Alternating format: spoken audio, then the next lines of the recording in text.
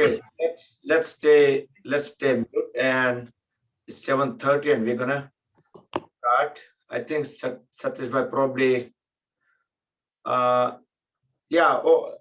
other people probably let's stay mute. Satishbhai, can you unmute yourself? So Chaturbhai.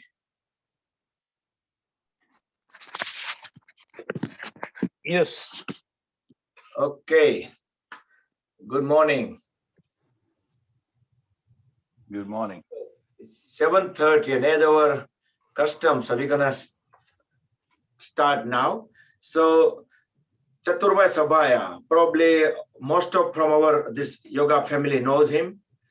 He's in Atlanta, and also he's a leader in socially in our Patel Samaj as well, and doing so many other activities like weekly health, some kind of health related and those kind of things. He was part of that too in as a sponsoring. And he is our regular yoga participant past several months. So he's been connecting all the time. So most of you probably knew him.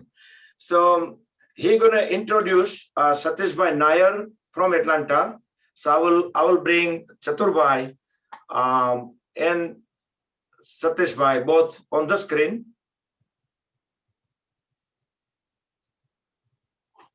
Good morning, everybody. Jai Shri Krishna Padane. આપણે Satishbhai Nair,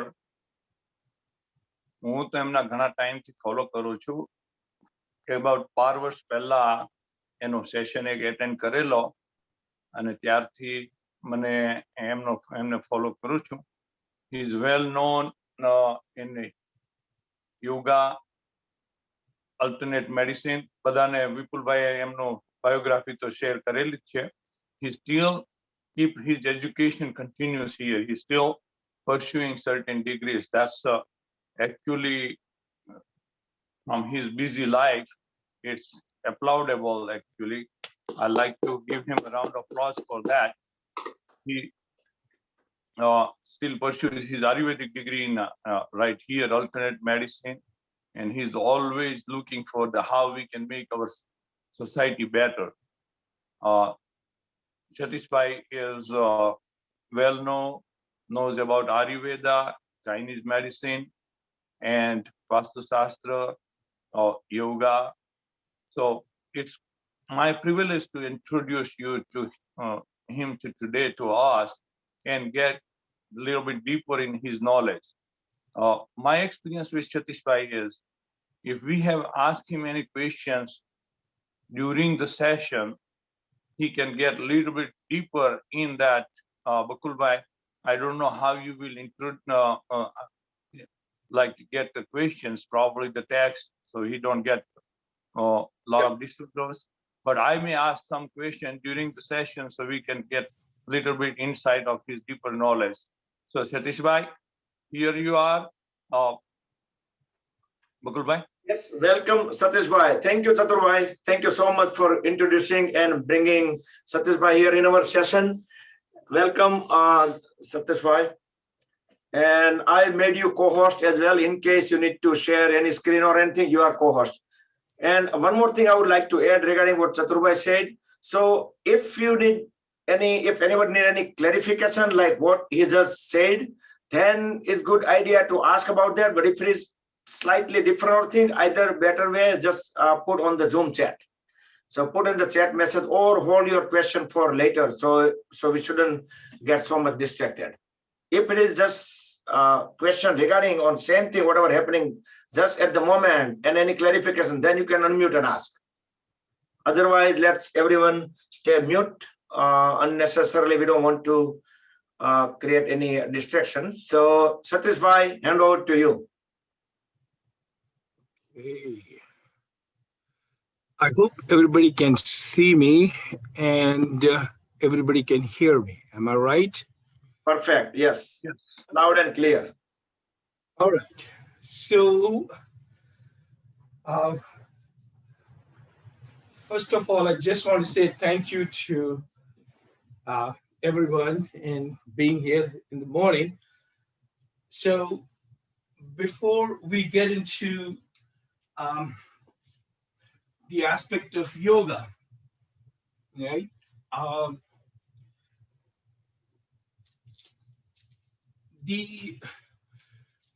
I'm so thankful that we have our own Sanskriti, our own parampara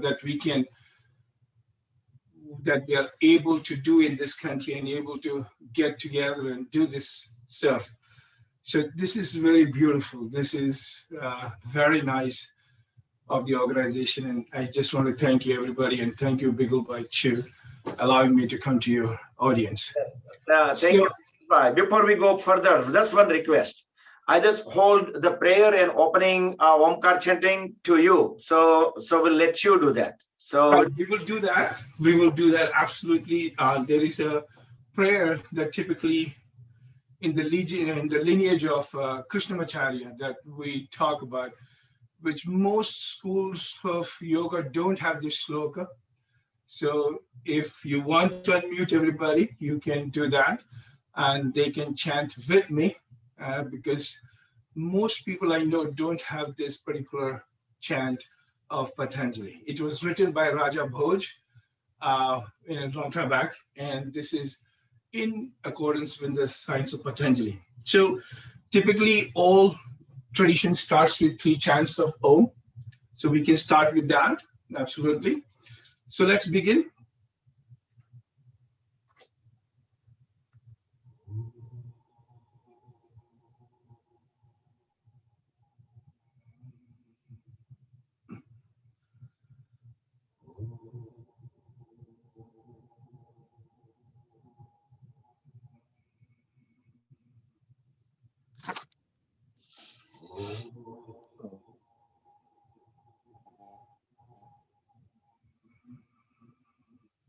Bhai, his voice is not coming.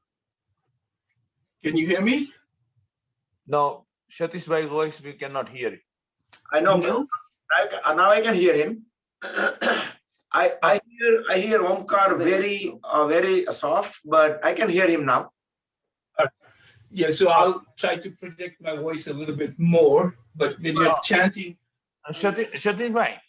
Satishbhai, can you move a little bit closer so that we can hear it a little better, probably? Good.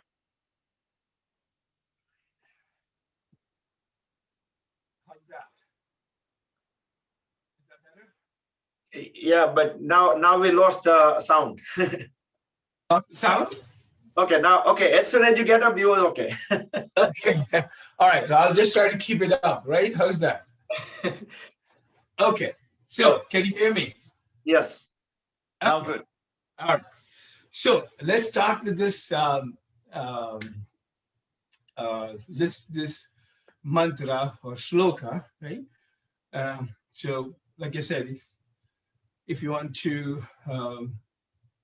chant this with me, that'll be okay, right? Yogena chittasya padena vacham Yogena chittasya padena vacham malam sharirasya cha vaidyakena Malam sharira vedakenam yopakarotam pravaram. We lost your voice. Yupakarotam pravanam muninam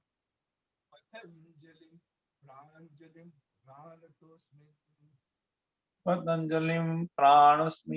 Patanjalim pranastosmi. You need to move the device. I need to move the device. All right. I don't know what is happening with the sound. Let's see. It is unmuted.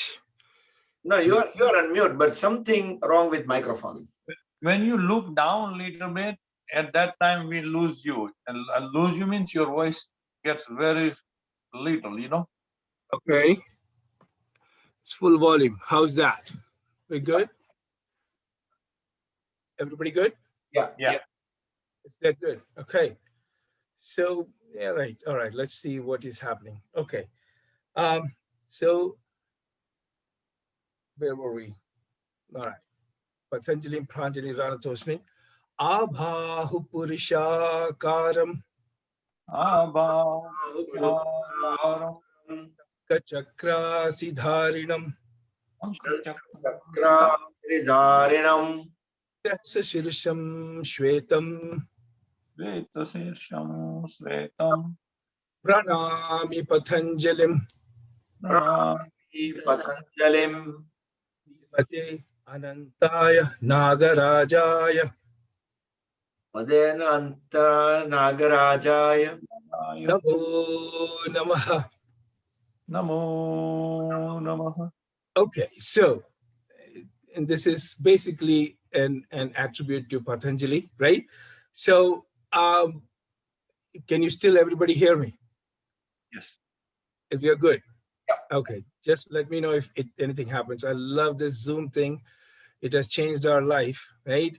So to begin with, before we start I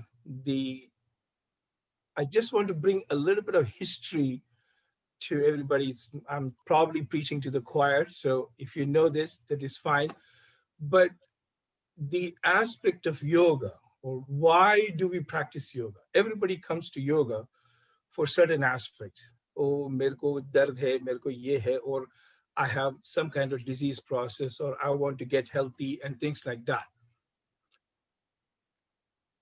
Yoga was never intended for health, actually, technically. Ayurveda is more technically for actually the health aspect. So the four Vedas, right? Your Sam, Yajur, Athar, and the Vedas, the Upavedas is Jyotish, Vastu, and then you have Yoga and Ayurveda. The four Upavedas, which helps us deal with life, right? The Shastras gives you this knowledge to help you live, right? In accordance with the natural laws, right? So this is where a lot of our misconception comes. Yoga is Hinduism, yoga is this, yoga is that, or yoga was never intended, right? Yoga is a darshana, right? That means it is our philosophy. We don't have a proper name for philosophy as far as that is concerned. Our philosophy is darshana. It means we are able to see it, we are able to do it. It is not a mythical concept of thinking. We actually do our philosophy. So Nyaya, Vimamsha, Uttar Vimamsha, then you have the Ayurveda, Yoga, and then you have the Vedantas, the 6 darshanas that we talk about as philosophy, right? So when you're practicing yoga, which is the aspect of Sankhya philosophy, right? The Sankhya gives you the aspect of how do we live life? How do we live a healthy life, kind of thing. So where does this come into picture is Sankhya and the system of enumeration, right? So we have a logical process, right? We have Purusha, we have Prakriti. What is the unmanifested coming into the manifested? So Purusha, Prakriti, Mahad, which is a cosmic intelligence. Ahankar, the differentiation. Then comes the 3 gunas, right? Sattvic, Rajasic, Tamasic. And then you come into the Indriyas, and you have come into the Panchamahabhutas and the things. So how do we bring this concept, this knowledge that we have to live a proper life, right? So Sankhya gives you, the difference between Sankhya and Yoga is the aspect in there as the Ishvara Pranidhana. Means you have, Patanjali gives you an aspect of individualized God. This is complete BS, is that we talk about, oh, it is Hinduism, it is Ganesh, it is Shiva. Yoga doesn't have that. This all came later on. This all we added for pleasing all the Pandits and the Pujaris and all these people. Patanjali never, there is no word of God, except a lot of people have an argument. I always say yoga was atheist. Yoga is purely atheist. There's no concept of God in this. There's a concept of consciousness, but it's not a concept of God as in Shiva or Vishnu or Ganesh and things like that. This all came later on. Patanjali's concern is only about consciousness. How do you come into Kaivalya, right? How do you bring into the aspect of how do I get realization? But it doesn't have to have a personified murti or a god to get into this. We only do namaste, we do om. Again, it's a primordial sound. Om, Amin, right? All this is basically a primordial sound. Nada, the nada Brahma, right? It is basically the nada, the unstruck sound. So there's no concept as such in there. So when you're practicing yoga, what am I trying to do? What am I trying to bring into picture? We say you're practicing hatha yoga, right? We're practicing hatha yoga. Well, most of the people don't even know what hatha means. Does anybody know? You can unmute yourself if you want to say something. What is hatha? Why are you practicing hatha yoga? What is hatha yoga? You know? Ha means sun. Tha means moon. Hatha, right? It is the movement of the Kadeshas, right? So it is the balance of Ida and Pingala.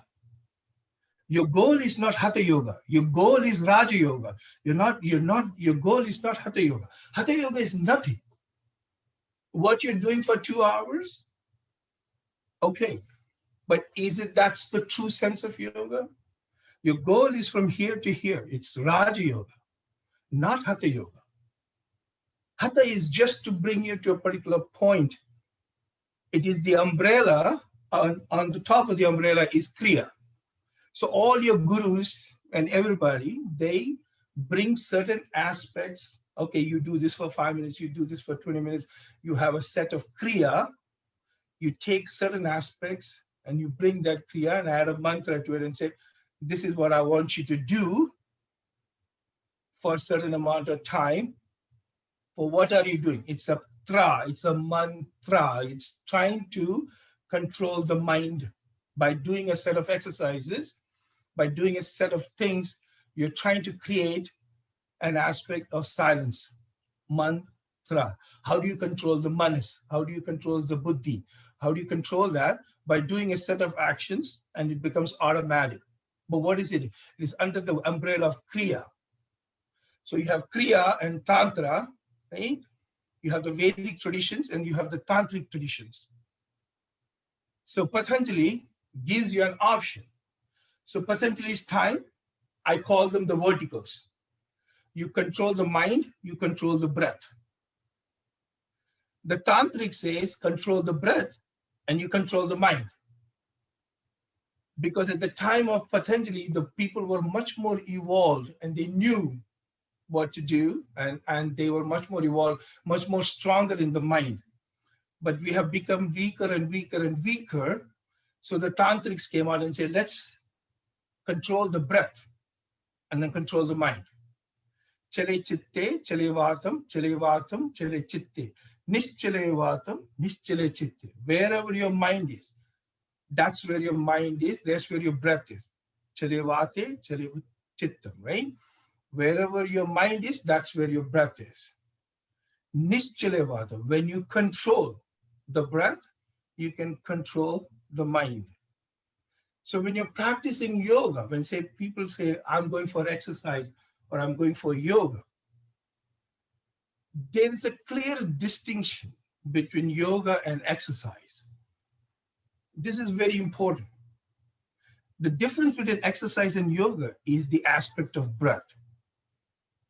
When you're practicing yoga, when Bikulbai is teaching you and all these things you're doing, you're thinking something else, or your mind is, or your breath is somewhere else. Then you're doing exercise with Bikulbai. If you don't manifest the breath, if you're not aware of your breath, you're exercising.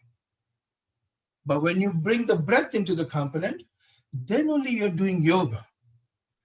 Yoga without breath is exercise. It's not worth it, right? So this is something I try to make everybody understand is like, and I'm not here to say the word teach because that is not my intent. I'm not trying to teach you anything. All I'm trying to do is bring the aspect of awareness, what I see as mistakes or the awareness is not there. But please don't misunderstand. I'm not trying to teach you guys anything. That is not my intent. That is not the word I want to use. What I want to bring to understanding is how do we manifest this aspect of yoga? Why are we bringing this aspect of yoga? When you're doing an asana practice, yes? So Patanjali says the Ashtalim, the 8 limbs, right?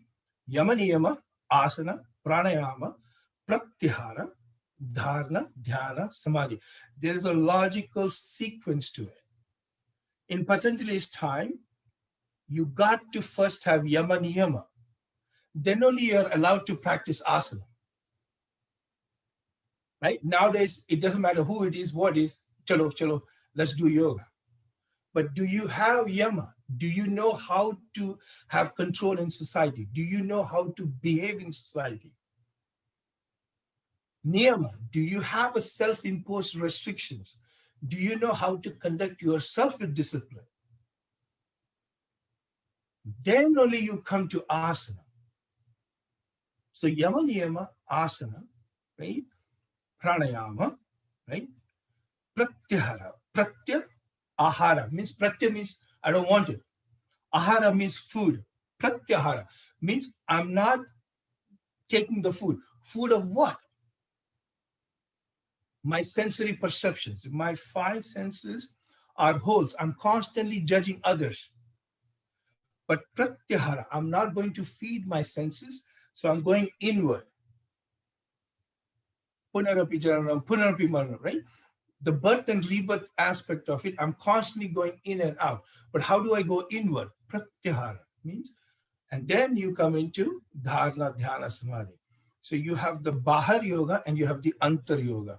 You have the inner parts of it, and pranayam becomes the bridge between the outer and the inner part of it. And sometimes I tell my students that even if you don't practice yoga as in asana, but if you have a practice of pranayama, you will live longer. You live a lot better, right? So pranayama is one of the key aspects that we are missing in our life because we are not conscious of our breath. We are thinking that I'm going to live forever, right? If you look in Mahabharata and Yudhishthira went to the lake and everybody was dying, and one of the first questions was, what is the most astonishing thing that you know of, right? And then Yudhishthira answered was, we all go to sabki mayat mein jate hain, right? We all go to somebody's death, but we don't still realize that we are going to die the same way. That's the most astonishing thing. So we think of somebody else is dying, but I'm not going to die, right? So the pranayama becomes a very important aspect of how you live your life. The longest living animal in the planet is turtle, kurma, right? Matsya kurma varaha, ramo ramacharama, right? Narsimha, right? So you have the Dashavatar. So you have what we call the kurma, right? So the turtles is the highest. Why? Because a turtle takes about 4 breaths a minute. We take 18 breaths per minute, right? That's why it can live longer. So pranayama gives you the ability to control your breath and how much do I breathe. Okay? So I'm trying to get out of this rabbit hole I got into. So we'll start with some asana practice. I don't want to bore everybody with what I'm talking about, but I just want to bring you some basis of understanding. When you're practicing yoga or when you're trying to, everything I'm going to do today is, I'll always keep on, people say, when I get bored, Are Baba, why is he keep on saying inhale, exhale, inhale, exhale? It's very important. The rule of yoga is when you close a joint, you exhale. When you open a joint, you inhale. This is very important. If you don't understand this, you will get hurt. You will get tired. Because the rishis knew how to breathe. The primordial mantra, before all the bloody gurus came and everybody else came in, before everybody else, what was the primordial mantra? Right? If you sit quietly and you listen to the sound of the breath, so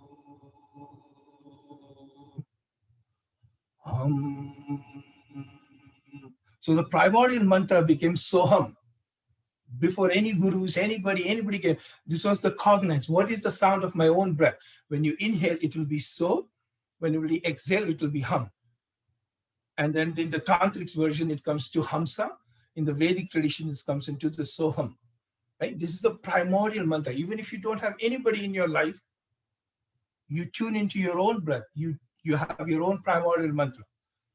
You don't have to have Om Namah Shivaya, Om Kam Ganapate Namah. You don't need all this. You just have Soham, you'll be. So is the universal consciousness, and the Hum is the aspect of individual consciousness. So you're taking the universal consciousness and you're letting go of your ahankar, right? Hum, maham, I'm getting it out into the system.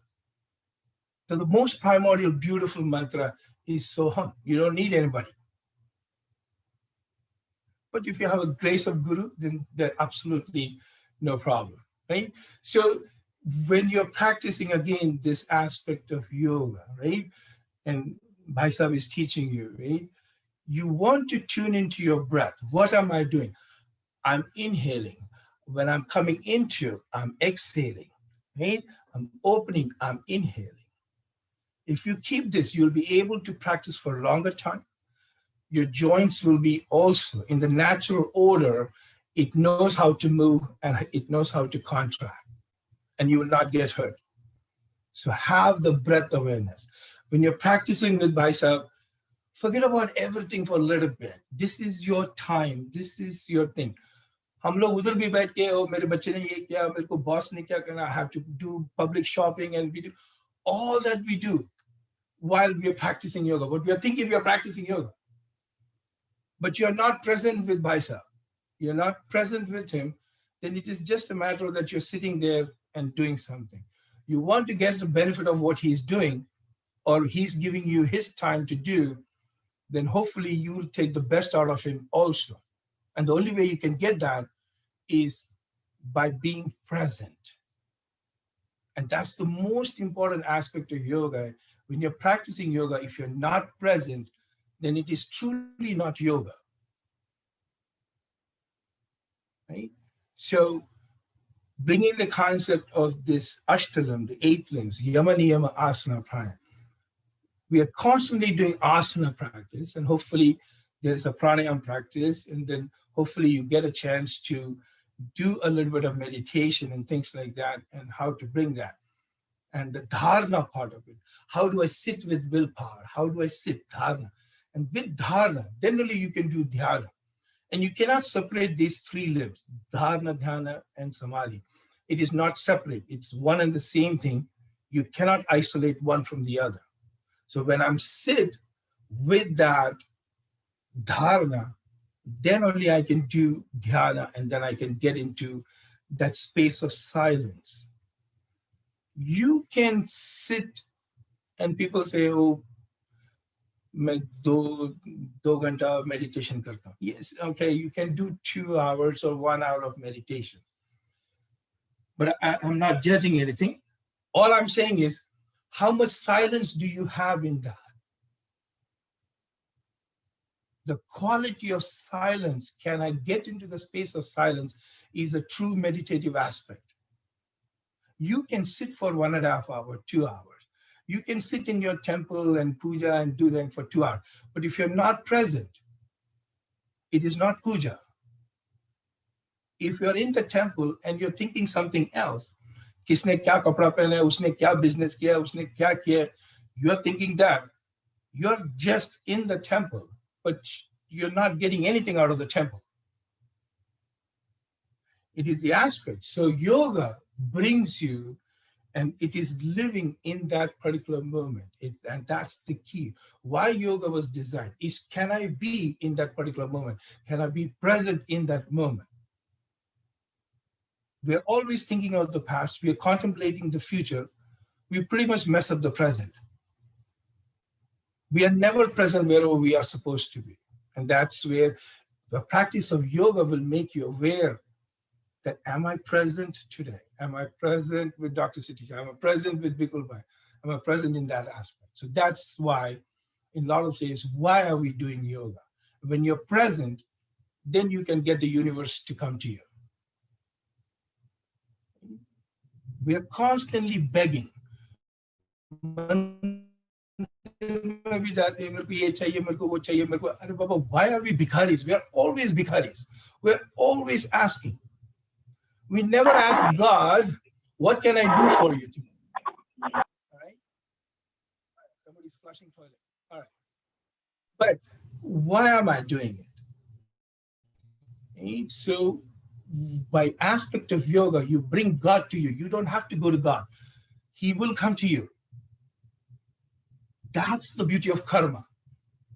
You make yourself that you become the center of the universe. Let the universe come to you. We are always constantly running and asking, but yoga helps you to bring it to you.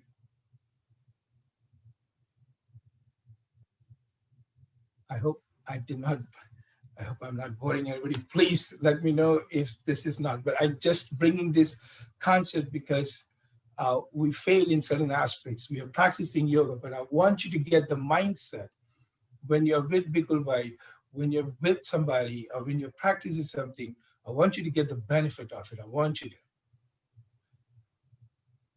And as we get into some of these asanas, right, the first and foremost thing is when you start, I'm sure, I'm not seeing your class, but I'm sure everybody does the warm-up, right?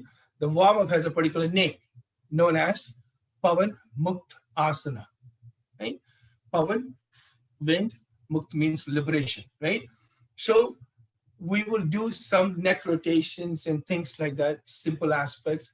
And basically what we're trying to do is releasing the wind of the, why Pavan? Why means because the yoga and Ayurveda goes together. Why Indians eat with hand? The Pancha Mahabhutas, the 5 elements are here. Your thumb is space, air, fire, water, earth. The Pancha Mahabhutas here. We eat with this hand because the 5 elements needs to nourish you. Quit eating with spoon and fork and stuff like that. Are haath se khao. You want to eat with your hand. Right? Very seldom I'll eat with fork or spoon if it is really something, like very precise, then only I'll do. But even in parties, I will eat with my hand. I don't care. Because the 5 elements is in your hand. There's the 5 elements is here. Why do we do certain mudras? Anything with ADHD, any patients of mine with ADHD, ADD, or any kind of Vayu disturbance, depressions, anxieties, constipation, Vayu Mudra, Jnana Mudra, anything with acidity, GERD, things like that, right? Pitta, right? Anything with basically with heart disturbance, do this.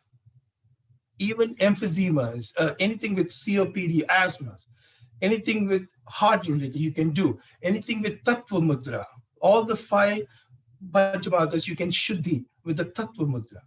Why do we do mudras? Right? It is because of the 5 elements. From the aspect of Jyotish, then this becomes Venus, this becomes Jupiter, this becomes Saturn, right? Why do we are at Pukhraj here? Why do we put Neelam here? Why do we put Moon over here? And why do we, so your Sun and Mercury, Mars, and your, so when you're also doing certain mudras, you're also pacifying what is the dasha that you're going through. So if I'm going through this, could be I'm going through Satis, or I'm going through some dasha with Rahu Ketu. Why am I doing certain mudras? Everything has a particular meaning. When you're doing asana or anything like that, everything has a particular meaning. It has a particular story behind it. Vrikshasana, tree pose, right? Where did it come from? What is the other name of tree pose? Bhagirathasana. Who was Bhagirath? Bhagirath was the guy who got Ganges, Ganga down, right? He prayed one leg, right? And you got the tree pose, and he did it. And he told Ganga to come in. Ganga had ahankar.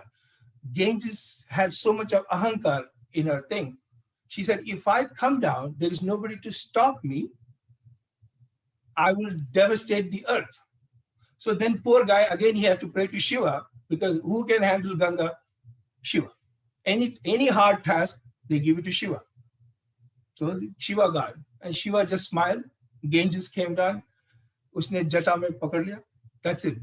Ganges ahankar completely went down. That is why till today, you cannot find the origin of Ganga. Why? Because it is in the jata of Shiva. Right? So when you're doing a particular pose, I want you to understand the history behind it. Then you have the emotion of doing the asana. Virabhadrasana. Who is Virabhadra? Right? Sati was not called for the party.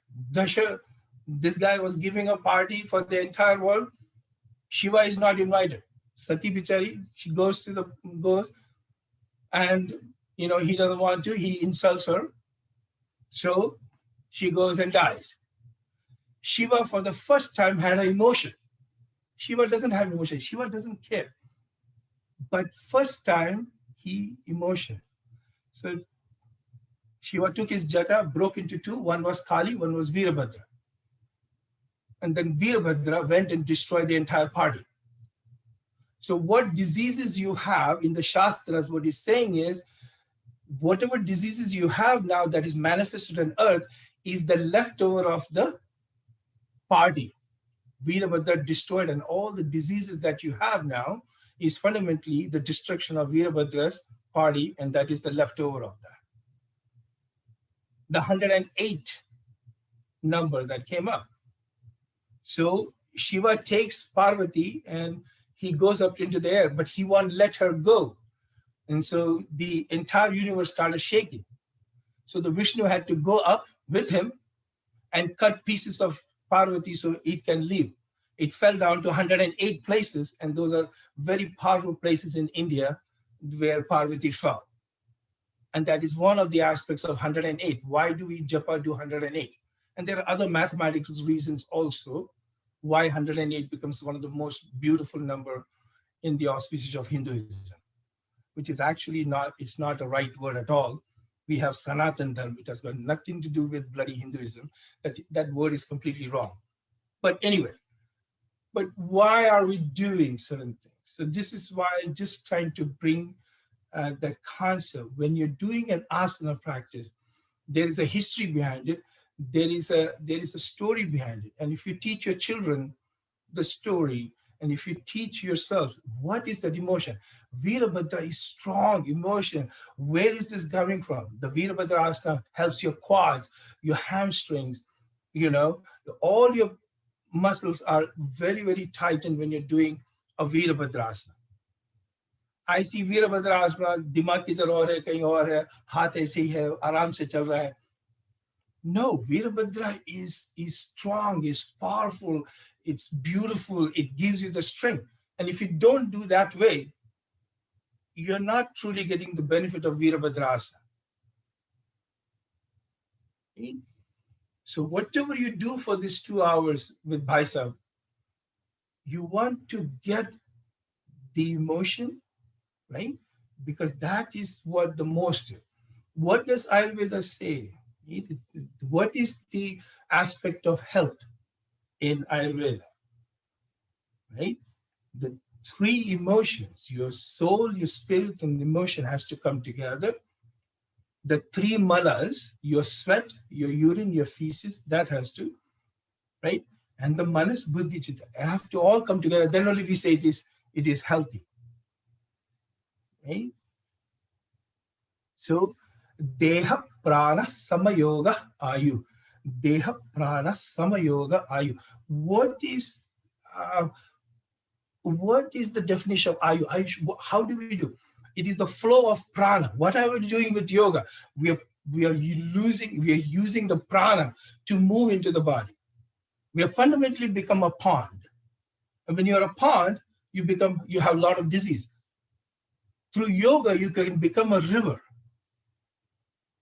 36,000 nadis, 36,000 nadis, 72,000 nadis according to the Shastras in the aspect of yoga and Ayurveda. Then you have Ida Pingala and Sushumna. In the Sushumna, you have 3 nadis, the Chitra, the Yamuna, and things like that. But you're balancing, but there is 36,000 nadis. In the aspect of Chinese medicine, you have 3 yin, 3 yang, 3 yin, 3 yang, and then you have consumption of it. So you have 14 meridians that we talk about, right? So how am I healthy? Through the aspect of yoga, right? Because we're opening the nadis, we're opening, so the prana can move. If the prana doesn't move, you get a disease. Regardless of what disease, it is a stuck. The prana is stuck. How do you unlock that? Through pranayama, through yoga, whatever you're trying to do, your nadis are open, right? So this is why we are doing yoga, not just health. And that's one thing I want to emphasize. I think don't come to yoga for health. That's just, you're undermining yoga. You come to yoga to go to a higher aspect. You go to yoga to destroy your karmas. You go to yoga to destroy your prarabdha karma, sanchita karma, dird karma, adird karma, the karmic balance that you bring into this bloody world. You want to unlock that. You have a chance. And yoga helps you with that. Yoga brings you that aspect, right? You can break down the karma into that. All right. We good? Should we start yoga? Right? Okay. Any questions? Satishbhai, you have brought about the karma, and you said sanchit karma and things like that. So can you give that example that you give about Bhishma, sanchit karma? So in the aspect in Mahabharata, I sometimes give the story to people, is that Bhishma was put into bed of arrows, right? Bhishma, Arjuna got him. So, but Bhishma had that ability that he wants to die only when he wants to die. So he didn't want to die in the aspect of Uttarnara, and he wanted to go after that. And that's one of the things, he wanted to die in an auspicious time.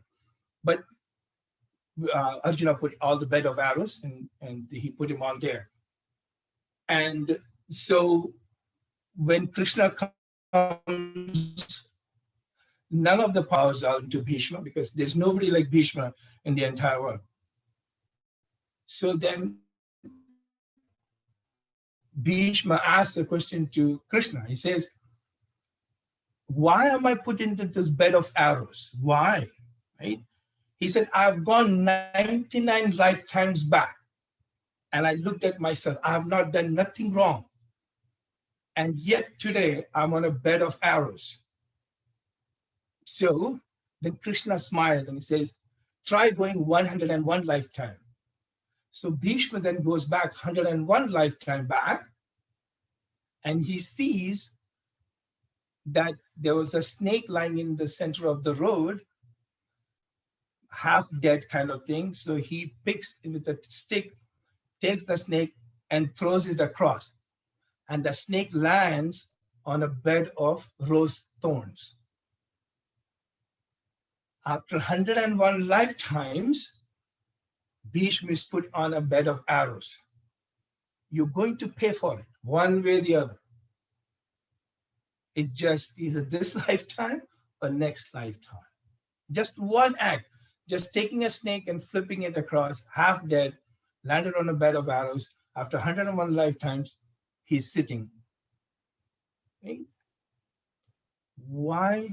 Right? So this is our thing.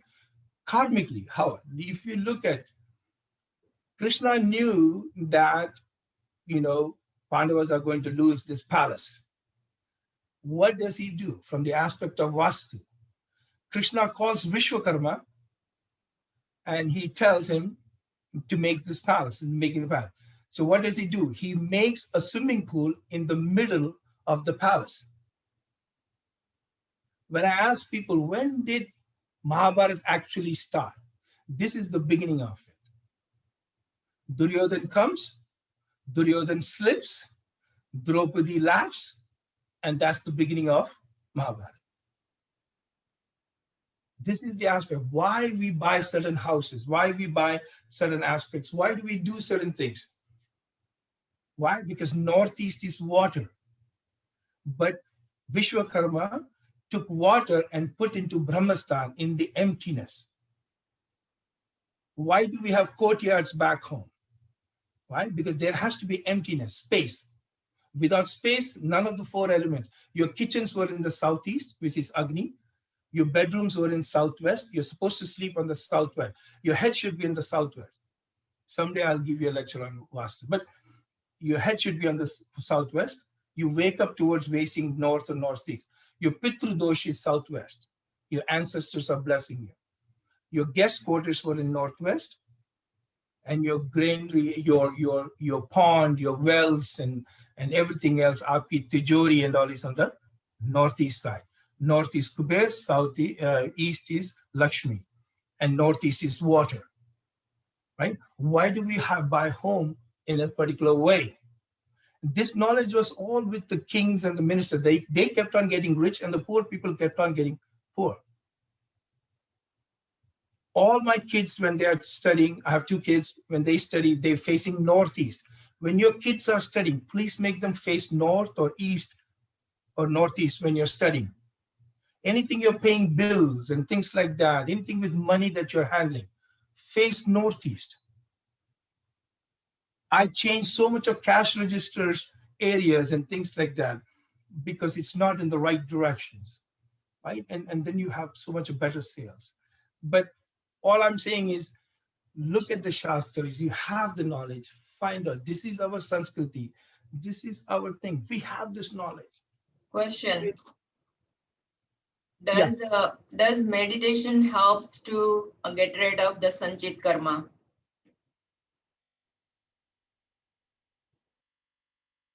Yes and no, right?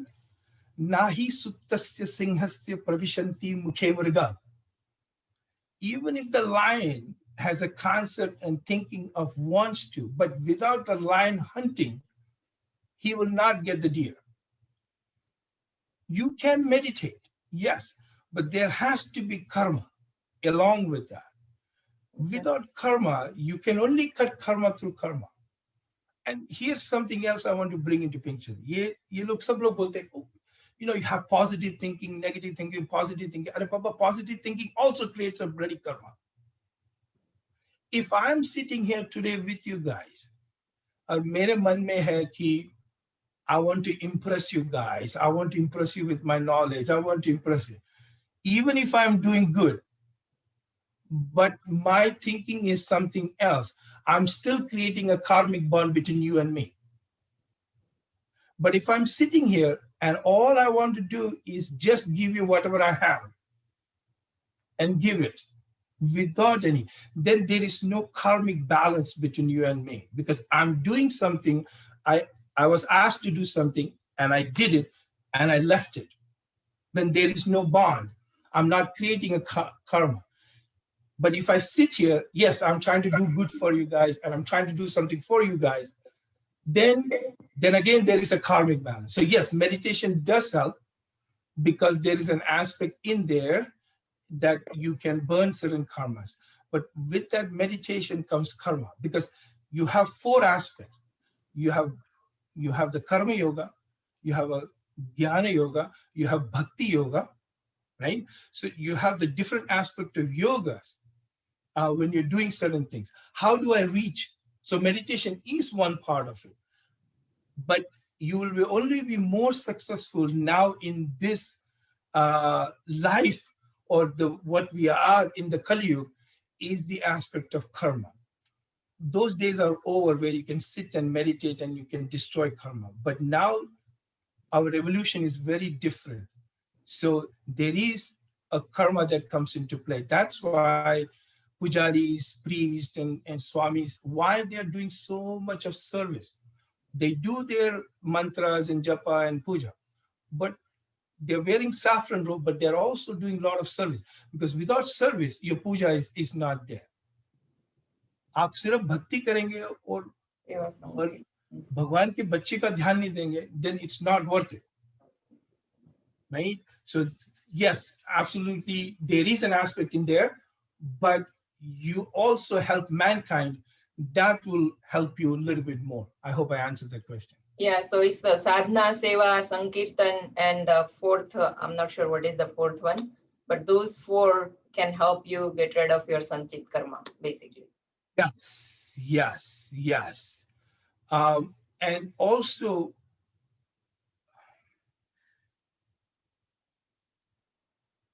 don't be in a hurry sometimes to burn the karma, because if you're not ready for it, there is a lot of pain and suffering you can go through much more faster than how it is progressed. The way the natural order that was destined for you, and if you want to, absolutely, you can break that karmic bond, yes.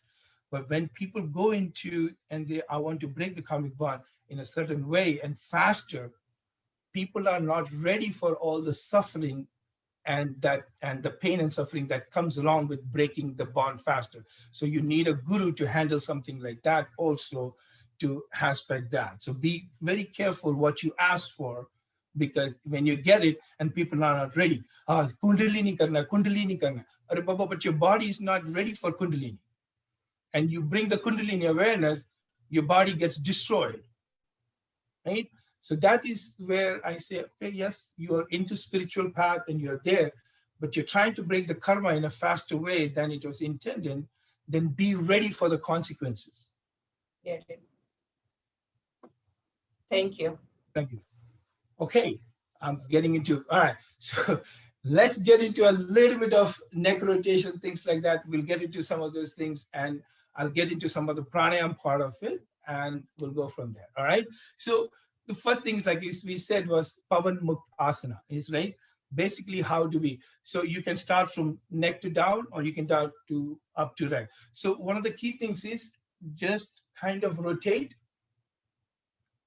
right and left, right? Again, even this I'm doing with awareness. So when I'm coming up, I'm inhaling. When I'm coming down, I'm exhaling. I'm inhaling and I'm coming exhaling, and reverse. Again, inhaling and exhaling. Even Pavan Muktasana, I want you to be aware. And you're doing up and down, right? Again, as you inhale, you come up. As you exhale, slightly come down. As you inhale, you come up. As you exhale, come down, right? Shoulder rotations, right? So I put your thumb on this and you are opening. Again, as you bring it, inhale. As you come up, exhale. So Purak means inhale, exhale is Recha, Kumbhak is the pause, right? So you want to do Kumbhak, and I'll get into Kumbhak. It's one of the most important aspects is Kumbhak in this, right? You're so inhaling, right? Coming up, right? And exhale and inhale and right. And so you are rotating, right? All your wrist and things like that. I'm going a little bit faster because I don't know what the time is. So hopefully you guys can let me know. So inhale and exhale, you round your mid back, right? Inhale. And as you're going, you're pushing into it and you're looking into that. Right? So again, so that's some of the things. You can do a lot of your twist. This is very important because we are sitting for a long time. We say sitting is the new cancer. Why? Because we are constantly sitting. Bhagwan ne chalne phirne ke liye banaya hai. We are keeping on sitting, right? So a lot of your twist, this is very important. You can bring your leg out, right? and a lot of your toe rotations, and back and forth toe rotations, forward and backward, your knees rotations, kind of. Again, be aware of the breath as you're doing, right? So some simple, what we call warming up exercises that you can do with this, right? Then once you come out of that, then you have, Bhai Sahib has got a particular way of, or what he wants to teach you, this day or today, or he has a plan kind of thing, whatever he has a particular asanas that he's going to teach you, right? So my always thing is, in my class, you have some kind of always, you always have Surya Namaskar. And why Surya Namaskar is because Surya Namaskar is as good as good as swimming. Every part of the body is used in Surya Namaskar, right? So we will do today a little bit of the lineage that I studied, right? There is a classical way of doing Surya Namaskar. Then different lineages have their own little twist into Surya Namaskar, and I have a little twist into that. So you follow whatever Bhai Sahib is teaching you, whatever way he's teaching you. This is just in addition to something, but most traditions have this. So when you're doing Surya Namaskar, so I want everybody to kind of stand up. Satishbhai, I just wanted to point out, we still have more than an hour, so don't worry about the time. So we have enough time, and we like to utilize all your time. And we probably want to follow whatever you, we just like to follow you, because we've been doing our way every day. So today we like to follow you. Okay. I just don't want to, bring something that. Don't worry. And we have Surya Namaskar session every day morning. And first two Surya Namaskar we do without mantra, and we add so many of the variations. So we might be familiar too with. Right. So yes, so you can do the, yes, absolutely, you can do that. So when I do, or when we start, so we start, and typically it is not Namaskar.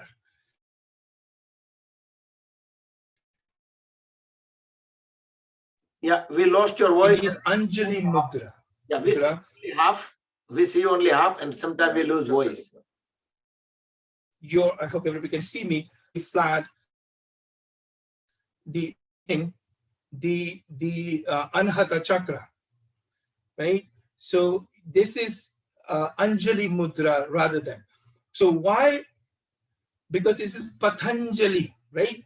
Who brought this yoga to us? It's Patanjali, right?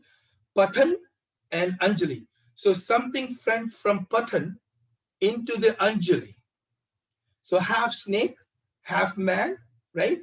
And I hope you know the story behind it. Why did Adishesha came down and wanted to learn yoga? If you don't know, the answer kind of this is, Vishnu was sleeping nicely, and Anantashesha, of course, the earth is balanced on Anantashesha's head, and Vishnu is in the celestial taking a nap, and Vishnu starts shaking. The reason Vishnu started shaking, because Anantashesha started shaking, and Vishnu started vibrating a little bit.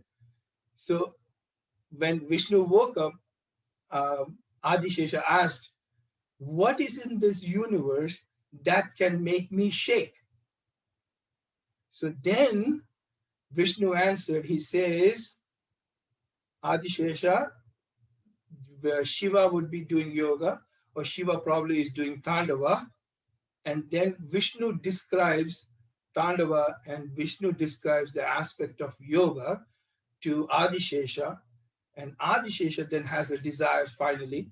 He says he wants to take leave of Vishnu. He says, let me go down and I want to learn yoga. And then of course, he got the desire and Vishnu grants him the boon. And then Patanjali, he comes down and then he teaches. So Patanjali actually is also the yoga, and Patanjali also is given the Sanskrit grammar, but historians have differed in that aspect. They give a different Patanjali for Sanskrit grammar, but typically Patanjali is given the authorship of yoga and the aspect of grammar. Patanjali is not the founder of yoga. Remember that. So in the first sutra, it is said, Atha Yoga Anushasanam. The first sutra of Yoga Sutra, Patanjali said, Atha, right? When you say Atha in any Sanskrit word, when you say Atha, Atha means he's not the founder of it, right? He's the compiler of it, but he's not the founder of it. Remember that. But Patanjali is not the founder of yoga. He didn't discover yoga. Patanjali has compiled it. Atha Yoga Anushasana. From here, I am going to give you yoga. But Patanjali never says that he's the founder of yoga. That is Adi Yogi, which is your Shiva. Shiva is the contributor. And the sound of the Damru is the grammar or the sound of your Sanskrit alphabet. A, I, U. This is when the Damru is going into certain aspect. The sounds of the Damru is what is the grammar of, or the wordings of your Sanskrit language. That is what is attributed as from the standpoint of Shiva. So that is why the Damru is there in Shiva's hand, because when you break that, the sound of it is actually the alphabets of Sanskrit. But Atha Yoga Anushasana, and then comes Yoga Chitta. Am I doing yoga? The vritti of the manas, Chitta. Why am I doing yoga? Because through yoga, I can control the vritti, the movement of the mind.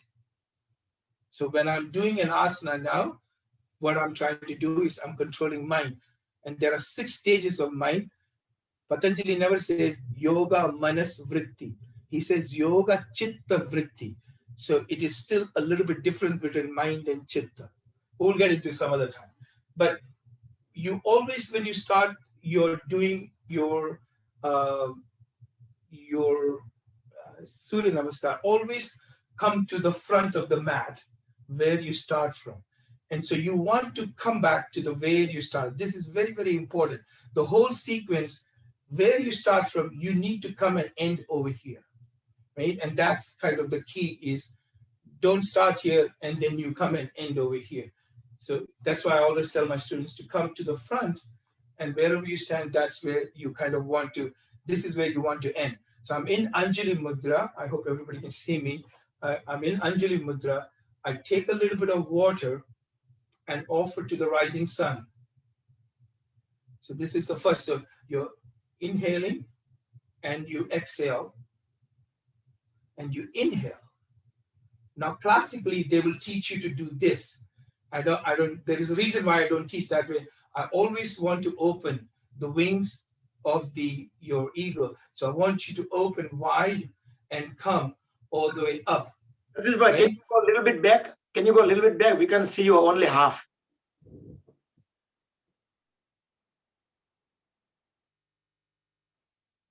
How's that? Better? So, yeah, a little better. Right. Can I go back? So I'm here, and so I'm taking a little bit of water, offering to the rising sun, right? Typically, it was done in the dusk and dawn area near a river or ocean. So you're taking that water and you're offering simple, humble offering, right? And humbly understanding the Surya, right? And then you're coming from the side instead of coming from the front, you're coming from the side and you're coming from here. From here, you're going to come into a Paschimottanasana. So you're coming all the way down into Paschimottanasana, right? Paschim, right? So this is that west that you're pushing, Paschim, right? Paschim Uttanasana. So Paschim is the back. You're coming into Paschim Uttanasana. From here, I'm going to come into lunge. Traditionally, they will teach you this way. The reason I don't is because you want to make sure your quads, your hamstrings, they're all nice and strong. So it's more of a high lunge than a deeper lunge. Okay? Then it's a different muscles that you're creating. So I'm here, I'm up here. From here, I'm into plank. A lot of people do it this way, kuch fayda nahi hai. Don't do that. You want to have plank, you can control from here. From here, you can come into Vasishthaasanas, right? But you want to have a core strong. Aap chhod denge, it is no good. You want to control it here. So from here, I'm going to bring the knees down, right? And I'm going to come down over here. So from here, we're going to come into Bhujangasana, right? So from here, I'm coming into Bhujangasana, right? So you're completely, so this is Bhujangasana typically. This is Paripurna, the full expression of your cobra, right? So if you're just coming here, that is good. Paripurna, right? The full expression. And you're going to open the leg and come down into downward facing dog, right? So you are in Adho Mukh Savanasana. Adho means down, Savan means dog, asana. Adho Mukh Savanasana, and then Udho Mukh Savanasana. So you have two of those. From here, I'm going to take the left leg up, right? And come here. And from here, I come down, inhale, all the way back. And right? So when you're doing this, right, this whole sequence, then you can add the mantra into it, and we'll go into that a little bit. But I want you to kind of get where we are in this and what is the muscles that we are using, right?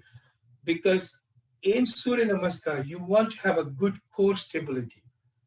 This is one thing in our society we have a problem.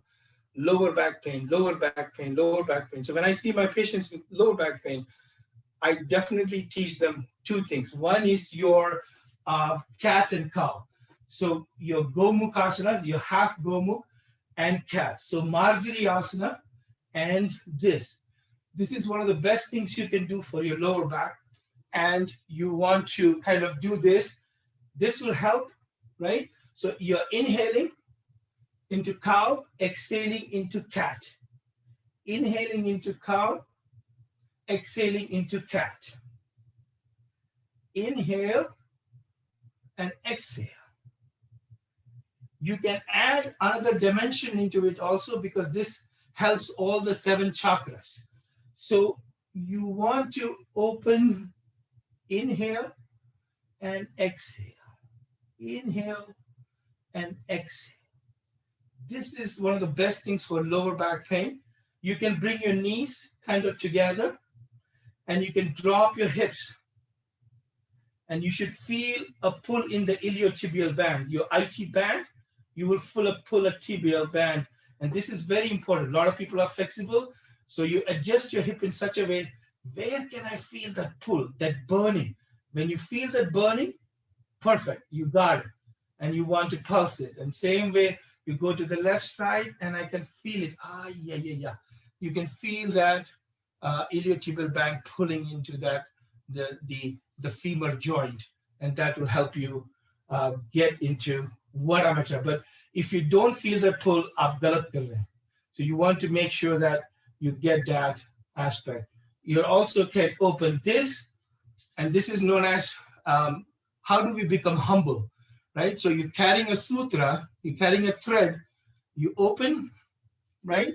And you're taking the thread and thread the whole way, all the way out inside, and bring it down, bring your ears down, and take your hand and wrap it.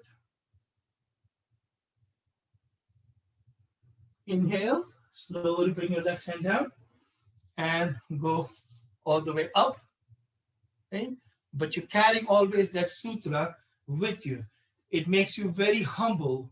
The ahankar bilkul kam ho jata hai when you do this asana. And when you put your ear, so when I'm here, I'm coming on the left side, I come all the way down. When you put your ear, you can actually, if you close your eyes,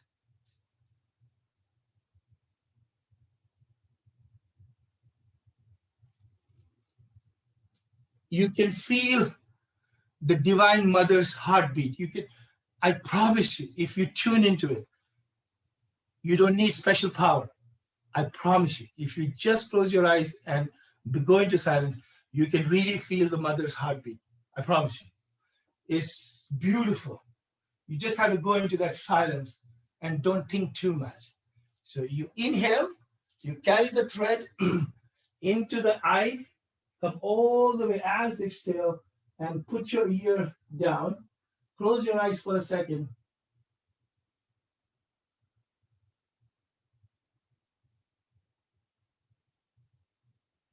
And you bring your hand, inhale, come all the way up. It's so graceful, it's so beautiful, so humbling, right? Because our whole goal in the practice of yoga is how do we become humble, right? We have such a distorted vision of ourselves.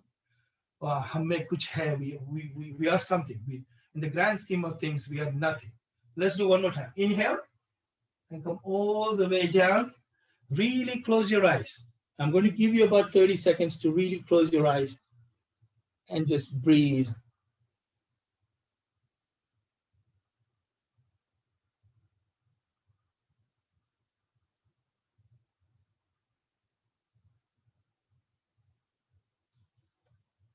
Inhale and slowly come on up. Right? So you can do some of these variation, because a lot of times you can do a particular practice, right? So there are 3 schools of thought in yoga. One, but they all came from one teacher, Krishnamacharya. You had 3 students, Patibai Joish, Desikachar, and Iyengar. And Indra Devi, she was one of the first Russian lady to study yoga. And then she took yoga to Russia and stuff like that. But she was the first lady who studied under Krishnamacharya.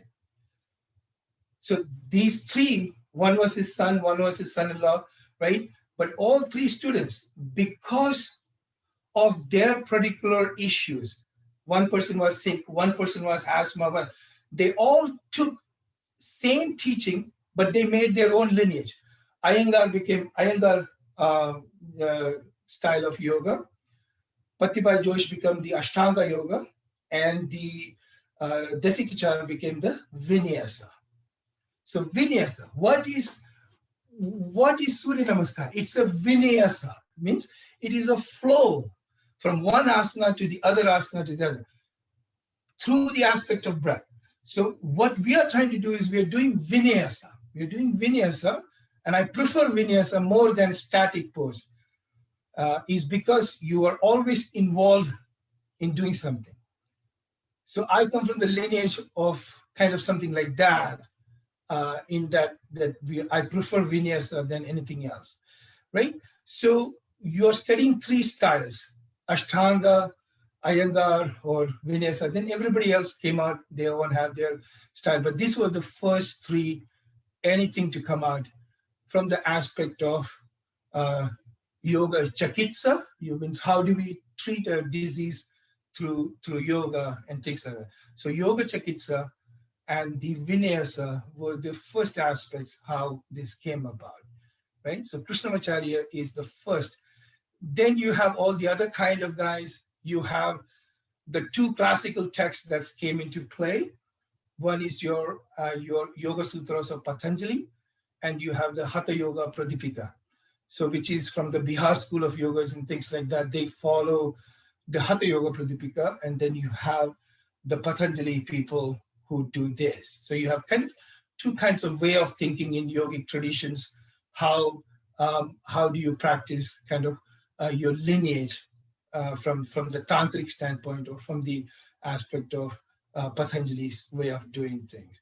So you have that kind of differentiation also. What style am I doing, or what kind of emphasis I'm doing? There's so much of. Then you got the Baba Ramdev peoples and all those things that comes into play into that. But they all came later on, right? The one thing I always say to you guys is, when you're learning pranayama, don't look at Baba Ramdev. Most of the people make so many mistakes. Baba Ramdev has been doing this for such a long time. And I get patients, oh, Dr. Saab, main ye karti hu, wo karti hu. I do, but when I ask them to do it, they're completely wrong. You're watching somebody doing pranayama. You don't know the internal working. It is a Guru Shishya Parampara. Right? Classically, Bhastrika was the first pranayama that was taught to anybody. Bhastrika was taught for 1.5 years. Then only you're taught anything else.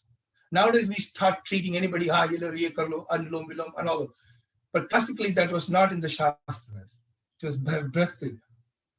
But when you're seeing pranayama, I would rather you study with Bikul by 101 to understand the aspect of pranayama.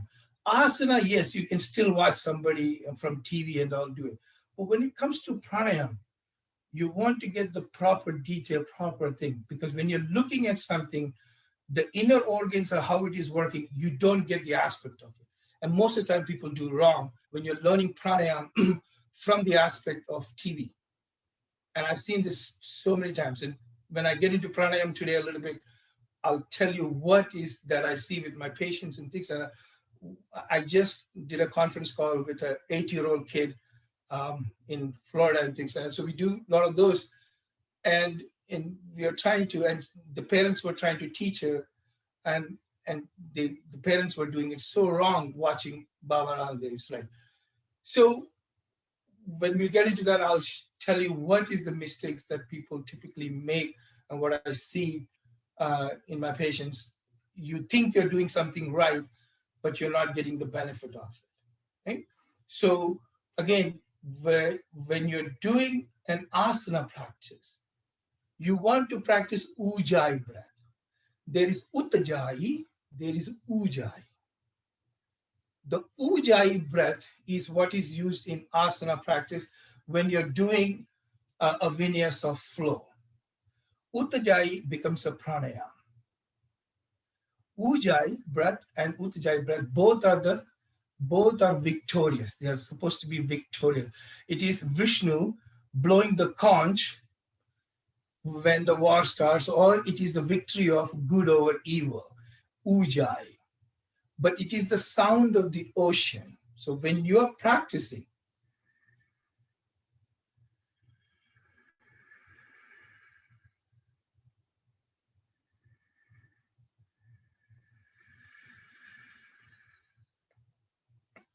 if you can hear me, then that, but my 50 to 70% of my breath is in the glottis. So it is soham, the ha sound is with closed mouth. So when you're doing, but if you close the mouth, so it is Ujjayi breath. So when I'm doing this Surya Namaskar, I'm doing Ujjayi breath, right? And typically in the Shastras, it is said, if you can do an asana and stay in the asana for 7 or 9 Ujjayi breath in that stillness. Patanjali, there is only one verse in the entire 158 sutras. There's only 2 times he talks about asana. He actually doesn't mention asana. He only mentions this one time actually. Is sari dunya asana ke piche bhagti. He, in the entire sutras, he only talks about 1 or 2 times. And what is the quality of asana? There's only 2 definitions. Sukham stiram asanam. Sukham stiram asana. That's the only time he talks about.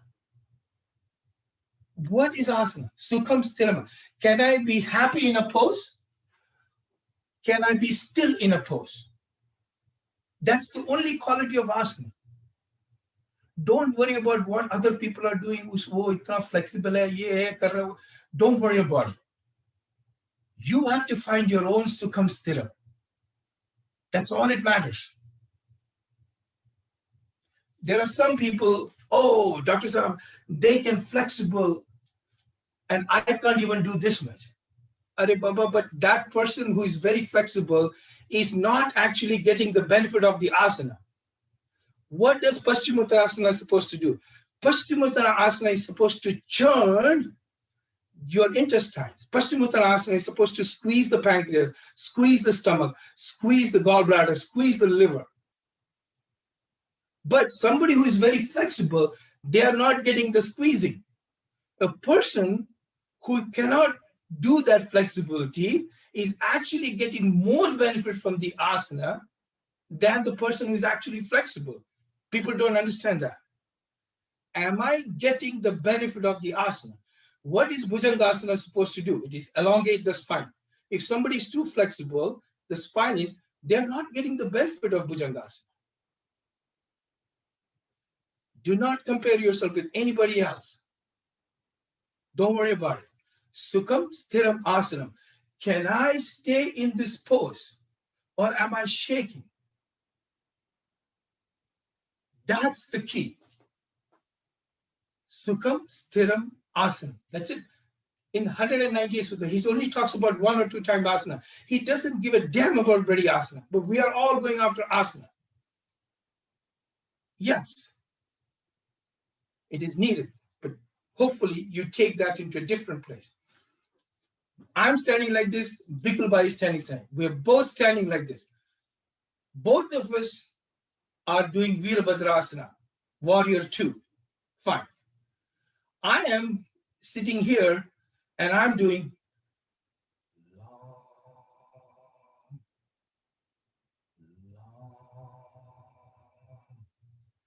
Bikulbai is doing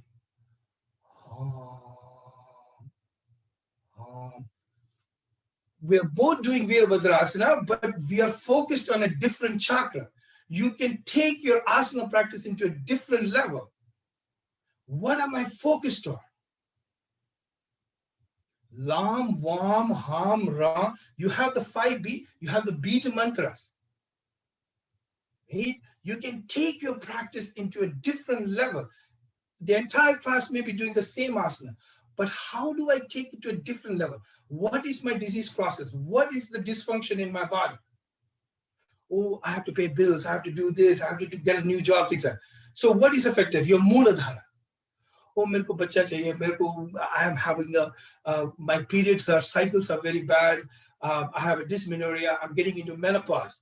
Then you come into your Swadhisthana. I don't have energy. I'm tired. I'm tired. I'm getting weight. What? Go to Manipura. I cannot love my husband. I'm having trouble. This, that, or my heart is not open. Go to Anahata. You can still practice the same asana, but where do you take this practice? What am I coming? When I come to Bikulbai, I need to have not just Bikulbai, not just his thought process, not what he's bringing to the table. What am I want to change according to myself? What do I want to change? What is affecting me? How do I take Bikulbais and take 100% more in this 2 hours? You guys have 2 hours. Hey, Bhagwan, that is awesome. You can take this practice 10,000 different ways. What am I focusing? Mooladhara, Swadhisthana, Manipura, Anhata, Vishuddha, Ajna, Sahasra. You got to understand the language of 7 chakras. You got to understand the Pancha Mahabhutas. If you understand these 2 things, your yoga practice can go way, way, way different. Way different. Right? What is happening with me and what do I need to practice? It can give you whatever you want to, but it is up to you to ask Bikulbai, okay, I'm going through this. Show me something that I can do with this. Right? That's your goal. That's what you're going to come to for this hour. This is you. This is what you want to. Don't come to yoga for somebody else. Oh, wo bhi karti hai to main karti hu. Or wo bhi kar, oh, ye log hamari puri community kar rahi hai to main bhi karta hu. No, don't do that. You only come because you want to come, or you want to become something better, not because everybody else is doing. This is your practice. This is your tapas. Okay? So how do you take this practice into a different level? So don't worry how good, bad, don't worry about all that. I'm not good at certain. I can still sit in, Padmasana, but most yogi can do. Don't worry, my hips are very locked. Genetically, I cannot kind of do it a little bit. So it's okay. It's fine. Oh, I can't do this. That's fine. It's okay. But I can do a handstand. I can do other things. Yeah, but it doesn't matter. So you take a look at your body and say, okay, what is it can do? What is not? And then hopefully you can break the envelope every time you walk in and say, I can get better a little bit. I can get better, But don't come to thinking, oh, if I have weight, then I cannot do this. If I can do this, I cannot. So don't worry about that. Sukham, Stiram, Asana. That's it. And the alignment. Every asana has a particular alignment. How the fibers move, your pec muscles move in a particular way, your last muscle moves in a way, your quads moves in a particular way. They all have their alignment. So like this, you keep your alignment and your breath.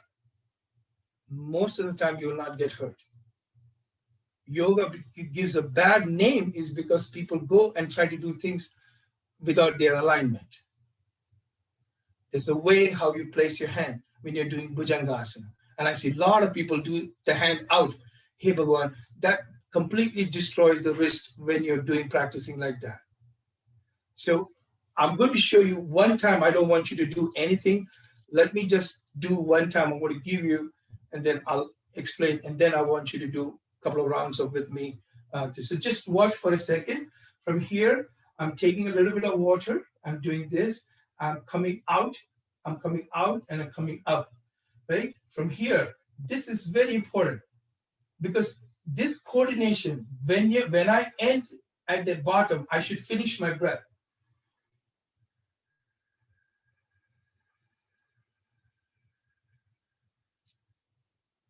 My breath is finished, my hand is finished at the same time, right?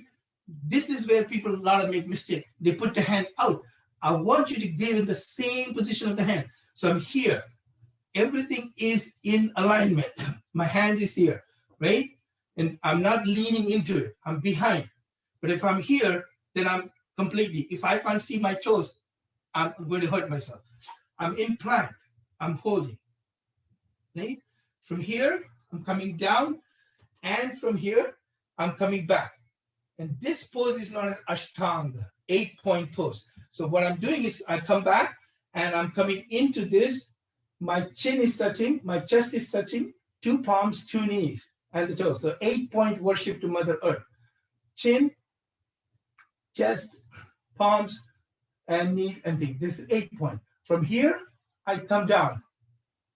Both my feet are together. A lot of people do Bhujangasana with feet spread. Bhujangasana is a snake. Snake doesn't have legs. Bring the leg together, right? From here, and Paripurna. From here, upward facing dog. Udho Mukha Savanasana, right? Coming down, open, and from here, downward facing dog.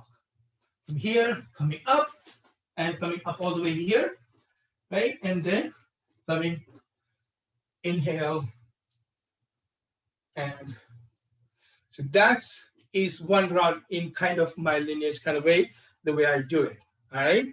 So how do I align myself is very, very important. In this entire thing, every part of your body is moving because of the way I'm kind of moving in this asana, all right? So let's all do it together a couple of times. And if you have any questions, we'll do it together, right? So again, coming here, and then you can say, Om Surya Namaha, Om Aditya Namaha, right? Om Hiranyagarbhaya Namaha, right? Om Mariche Namaha. And so you can do your with mantra. So from here, I'm plank. From here, I'm going to drop my knees, push back my hips, and coming down, I'm in Ashtanga. From here, I slide backward. My palm from here doesn't change for all the three asanas. It's one inhale. Bhujangasana, Paripurna, and upward facing dog. Right? If you cannot do this way, then you can curl your toes. It becomes easy, but my feet is flat. Right? From here, dropping my knees, open my feet, push back, downward facing dog. Left leg up, left leg forward. Right? Right leg forward. Inhale. Swanda. Right? Inhale.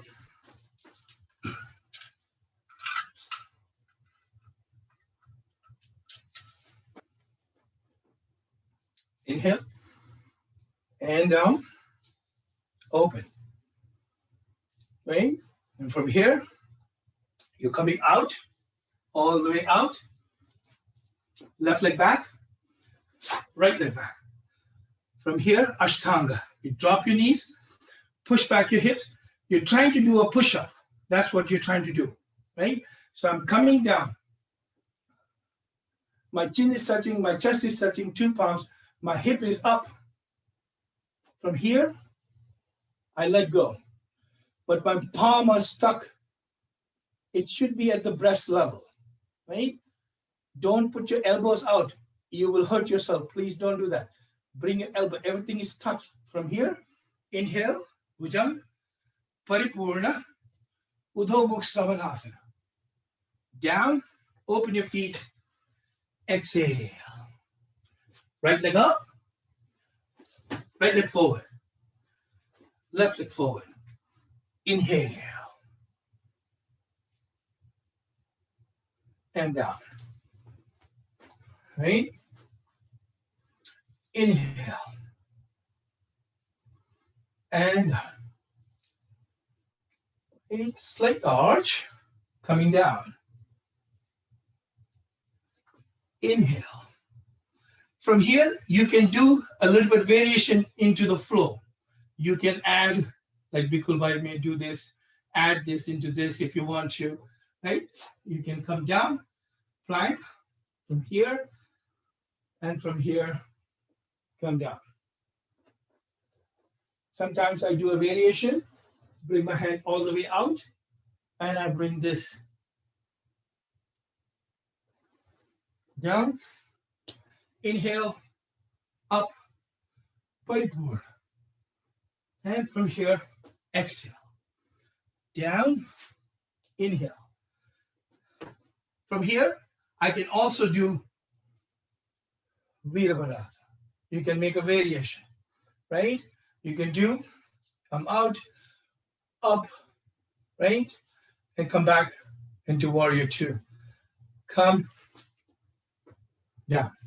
So wherever I start from, that's where I'm ending. This is very important in the concept of your Surya Namaskar. And you add certain things into the flow just to make it a little bit of variations that you can do in that. Makes it much more beautiful. Add other asanas. So it doesn't become monotonous and things like that. Okay, how much time do we have?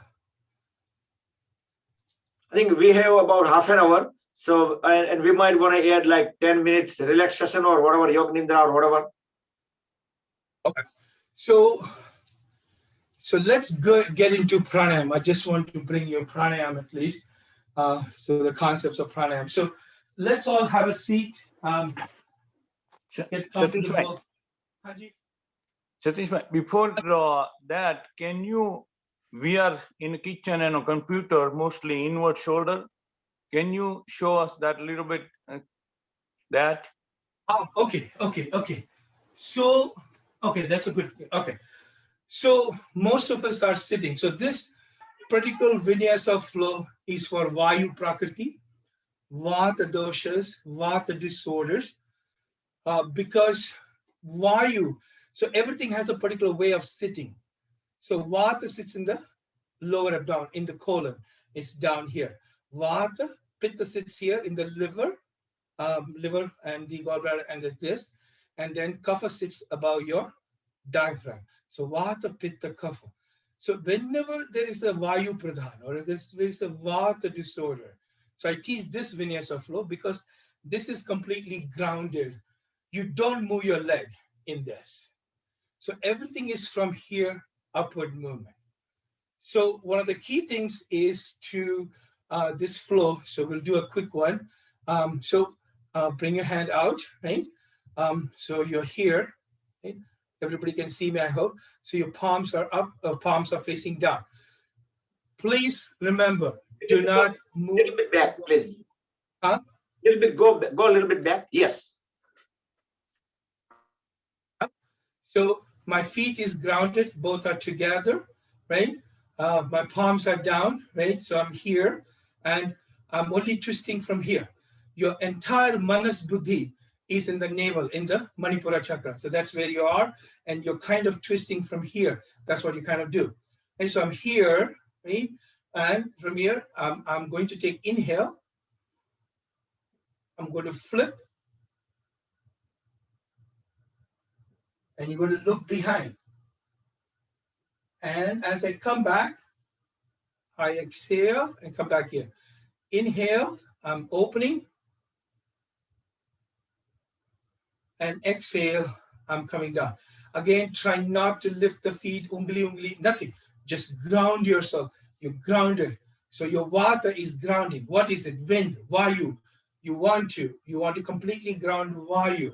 That's what you're trying to do. Gas, bloating, digestive issues, constipation issues, any kind of Vayu issues, right? Prana, Uddana, Samana, Apana, and Vayu, the Panchavayu. So this grounds the Apana Vayu, right? And this grounds Uddana Vayu. And so this helps you understand that. So why all cultures pray between 3 and 5, right? Because it is the time of Brahma Murta, and it is the time of Uddana Vayu.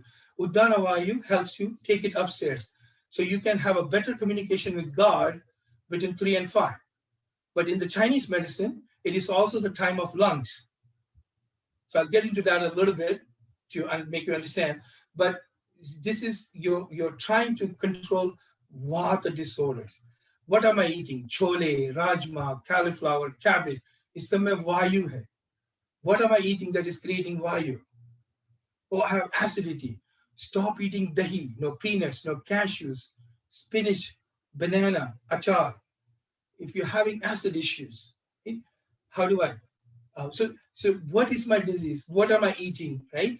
Anna and prana. How am I eating and how am I breathing? That's it.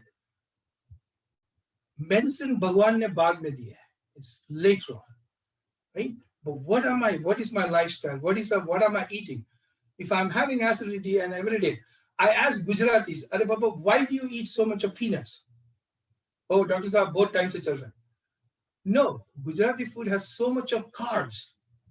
So in the history, Gujaratis have so much of diabetic issues that happens because everything is kakra, papra, dokla, everything is bloody carbs. So what did we add food? Peanuts. Because after every carb meal, if you have some pistachio, if you have some peanuts or some almonds, you can stabilize the sugar, right? आप अगर vegetarian हैं and if you're doing this and your B vitamins are low, most of the doctors only do B12. Are Baba, you need B1, B2, B3, but you need all the Bs, not just B12. ये धंधा कर दिया है, this is B12. No, you want to have all the Bs. Without B1, you cannot make hydrochloric acid. Jathar Agni, Panchabhuta Agni, Sapta Dhatu Agni. The 13 Agnis help you digest. Agni nahi hai, then how will you digest? Right? So without B1, you cannot make hydrochloric acid. And then we take omeprazole, Nexium, ye sab lete hain. The two class of people who die faster in this country, people who are on statins and people who are PPIs, omeprazole this, and then levastatin, simvastatin. People die faster. When you take statin, you shut down coenzyme 10. Without coenzyme 10, your heart doesn't work. When you take a PPI, it's a proton pump inhibitor. Magnesium goes down, all infection gets into your body. And then, well, guess what? You die. Right? So what am I eating? What am I trying to do? How am I going to try to explain this, right? So this is Vayu. This is what we're going to try to do. How do we understand Vayu? Right? So again, we are doing this. We're coming, right? Palms down, and we are going open. Come back, down, inhale, and this. And coming back. From here, I'm going to bring my left hand down, right hand, right? And again, I'm not trying to make more. This is what I can do, stay here. Then I'm drop my hand down, and I'm going to come further down. Come back, all the way down, and then come back, and then drop down, things like that. So that's kind of what we are doing from here. Then don't turn around, I'm turning around. So what you're doing is you're going to come, and you're going to bring your hand, and you push it back, and you're going to do practice like a Gomukha. You're touching this. Very beautiful, very good for the asana. Again, you're inhaling, you push your left hand down, and even if you don't touch it or pull it, one side may be tougher than the other, then you're fine. Then you can come down and come into a reverse namaskar, right? Best thing that you can do, and you come down. As you come down, you can lift it further. As you come down, you can lift it further. As you come down, you can lift it further. And you come all the way up and try to touch your thumb. Agar aapka haath khula hai, kuch fayda nahi hai. You want to bring it. When you bring it back, then you can open the chest, right? You can go to Amazon, you can buy a shoulder strap, agar aap computer pe baithe hain. But this is what I teach all my patients.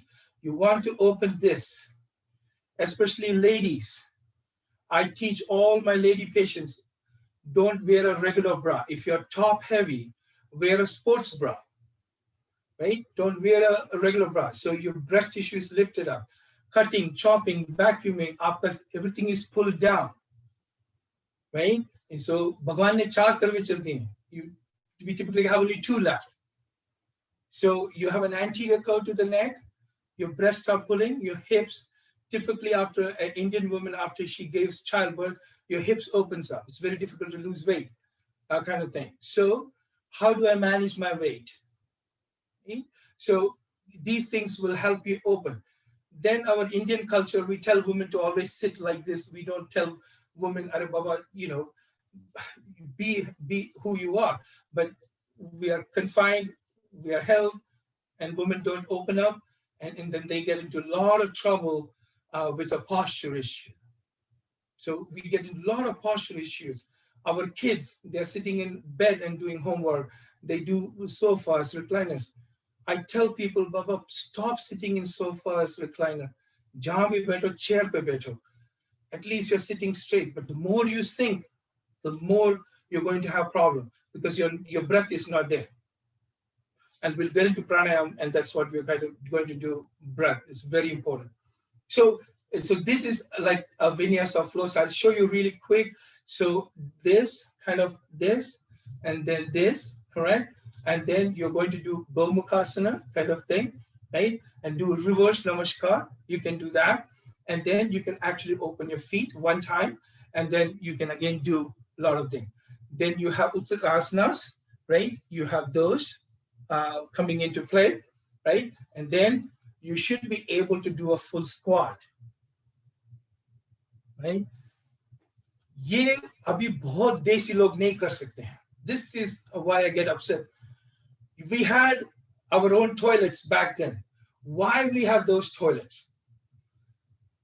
That was the most healthiest toilet. Now we have hemorrhoids onwards, everything. Why we have this? Because of Western toilet. ये तीन चीज ने गड़बड़ की है. Western toilets, refrigerators, and microwaves. ये तीन चीजों ने अपने को बर्बाद कर दिया. Completely destroyed our lifestyle. All our diseases have come through these three biggest things. Right? अभी हफ्ते भर का खाना बना रहता है. नहीं? मैं काम पे जा रही हूँ, तो I make everything on Sunday. पूरा खाना बना के रखे. but that is tamas. Right? Why Vedic ashrams don't cook with garlic and onion? It creates rajas. We want to have sattvic food. Right? Then we do cold milk and cereal. Cold milk and. When did we have cold milk and cereal?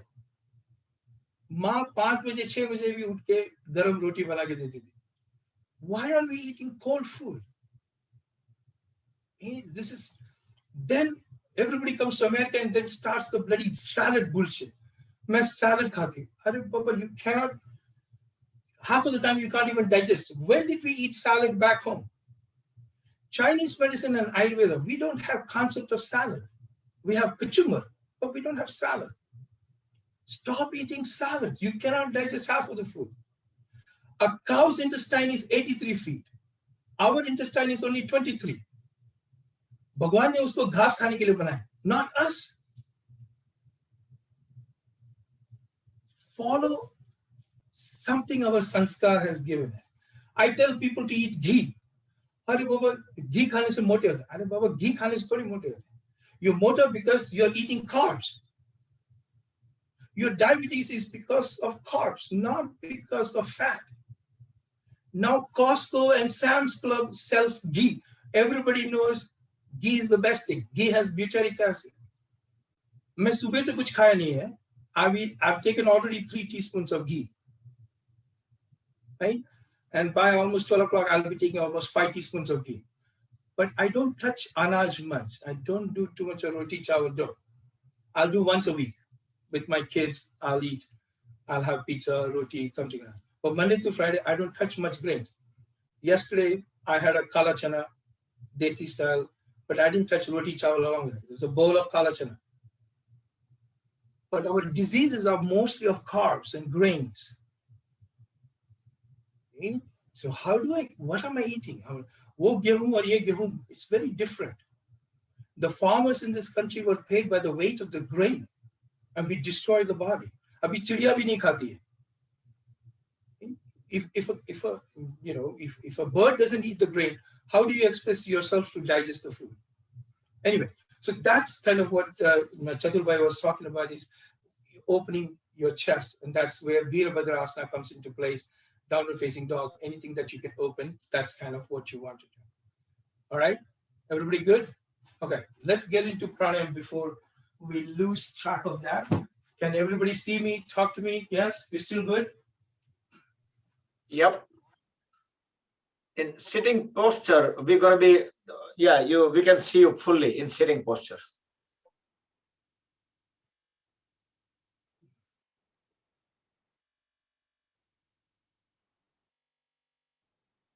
How's that? We good? So what we talked about was yama niyama, asana, pranayama, pratyahara, dharana, dhyana, samadhi, right?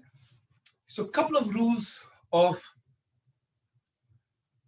pranayama. The first and foremost thing is your left leg should be inside, your right leg should be outside. Remember this. No matter who teaches you, just remember this. Dr. Satish told you, do the left leg. There is a reason behind it. This is known as Sharanagati. I teach my students, make sure you understand this. When your right leg is inside, left leg is outside, if you look at Ganesha's picture, you look at Hanuman's picture, it's always the left leg is bent. Because the divine grace, there is nobody better than Hanuman as a servant. Right? There's nobody. Hanuman actually wrote a better Ramayana than Valmiki. I don't know whether you know the story about that or not. Hanuman actually was the best writer of Ramayana. When Valmiki was going around thinking that Valmiki had so much of ahankar, Valmiki thought his Ramayana was the best thing. So Narada said, no, check out this guy.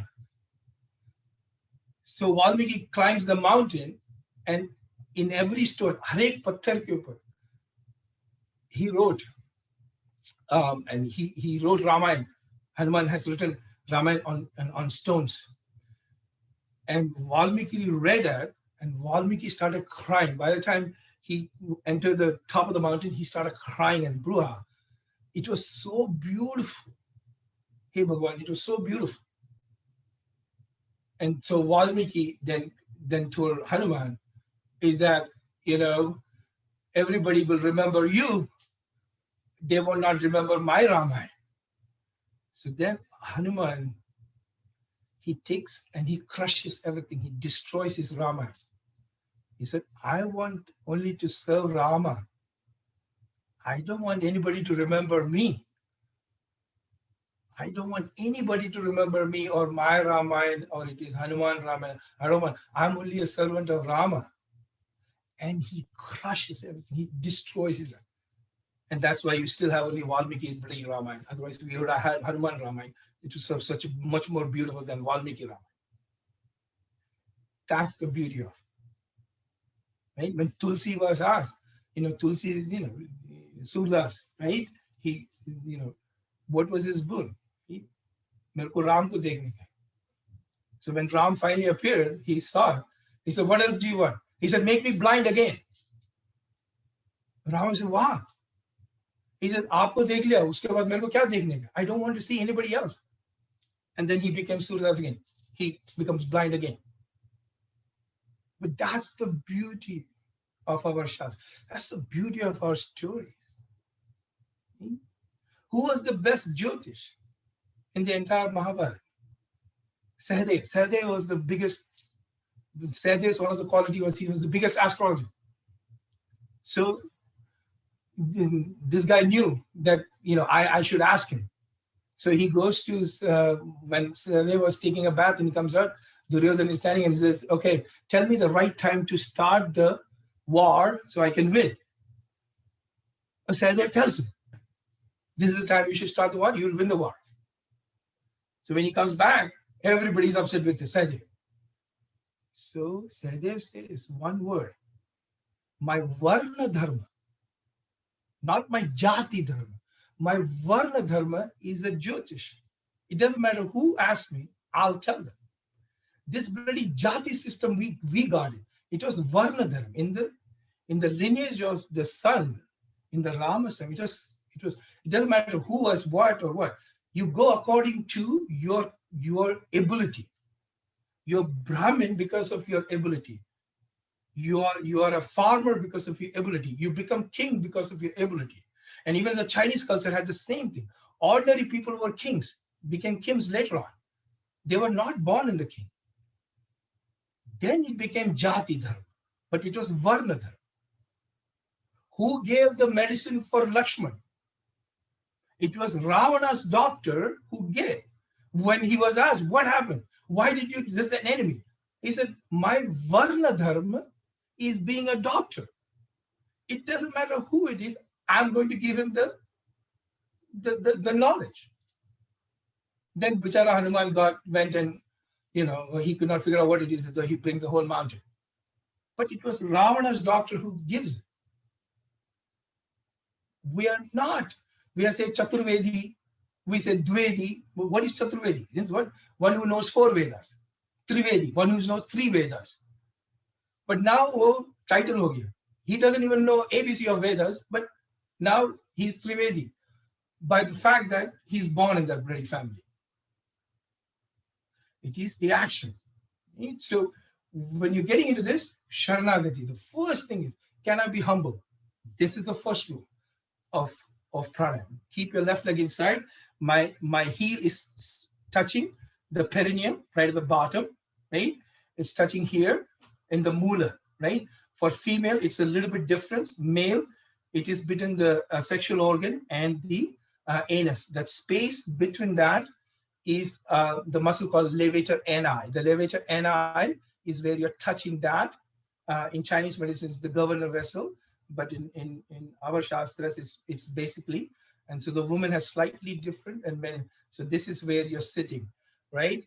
In pranayama, the first 3 rules: left leg inside, your heel is touching, your body is completely relaxed. This is very, very important. That is why it is yama niyama asana, because you're doing the body work to sit in relaxation. Because if the body is not relaxed, you cannot do pranayama. Your body cannot be tense because you're constantly thinking, yeah, but if your body is tight, you cannot. So when I'm doing, I'm completely focused here. But if I have pain, here's this, and take a cushion, sit on a chair, sit against the wall. Don't worry. You got to think of the breath. And can my spine be erect? Can my spine be erect? Right? These are the three governing principles before you do pranayama. Sit against the wall if you have to, sit on a chair if you want to, take a cushion, whatever you want to do. Your entire body has to be easy. Even if you're sitting on a chair, bring your left leg inside. Left leg also is the heart, right? That is also why. So you want to live in this world. So you want to have the rationalization, but you're also coming through the heart with compassion. Yoga without forgiveness and compassion and love is not yoga. If you cannot forgive yourself, if you cannot forgive somebody else, if you cannot love yourself, how can you love somebody else? It's not possible. Everybody thinks, oh, मैं भगवान का, अरे बाबा इधर ही love नहीं है, इधर शांति नहीं है, इधर प्यार नहीं है. How can you take divine love? There is no way. This is anhata. This is the way it is, right? This comes later on. ये अपने आप आ जाएगा. But if you don't have compassion, if you don't have love, not only for others, but for your own self, and you're harder, and then you're the biggest critique of your own self, how can you go into much more spiritual? I'm not a big, all I'm saying is I'm a basic fundamental guy. What I'm giving you is what you can use day to day. I'm not giving you higher. That's all between you and him. I don't. My goal today is just to bring you the awareness. What can I get, or what can you go into a deeper aspect? How do you go into that aspect is key. Simple. I give you basics. If you do this, everything else will come. I promise you. Don't have to worry about it. Don't go after it. Satishbhai, can you go slightly back so we can see your leg position fully? Perfect. Yes, because the legs were half hidden. Right. So my left leg is inside, my right leg is outside, right? And I'm sitting, right? So the first pranayama, the first thing is, what I would like you to do is, if possible, is take your left thumb and put it in your navel, right? You come into Jnana Mudra, right? Your right hand. This middle finger bone is touching. There is a very secret pathway. There's a Gupta Nadi that comes through the inguinal node. It comes through the inguinal node. I hope you understand that. The biggest thing in yoga is the lymphatic system, my immune system, my lymphatic system. Your spleen is the factory, but your nodes are very important in the grand system. Your lymphatic. So when you do a CBC with differential, where is your white blood count? Where is your polys? Where is your lymphocytes? Where is your monocytes? That's the spleen. Where is my bone marrow? Is my bone marrow able to produce white blood count? Your lymphatic system is your drainage. Where is woman's first thing? Lumpectomy. What is it? It happens where your lymph nodes gets affected. Then you do mastectomy. But which is the 90% of the breast cancers are coming from this quadrant, because this quadrant has the nodes that kachra gets stuck in this lymphatic nodes. Right? So how do I open my nose? So there are a lot of people do pranayama, don't do that. When I'm sitting, it's open. My lymphatic nodes are open. So I can breathe. Right? So that's where you're cleansing the pathway. Everything just kachra. You have lymphatic, you have edema. You're taking blood pressure medication. You're on diuretics, HCTZs, or you're taking lisinopril, losartans. You're taking those. Your legs is swelled up, right? You have a level 3 edemas, right? Because you don't have backward flow. You have an arterial flow, but you don't have a venous flow. You don't have a lymphatic flow. Lymphatic flow, only two things happens. Your heart has got a pump. The blood has a pump, the heart. But your lymph doesn't know how to move. There's only two ways lymph moves, either through exercise or through pranayama. That's it. So that's why pranayama becomes very important in the immune system. because without pranayama, you cannot move the lymph,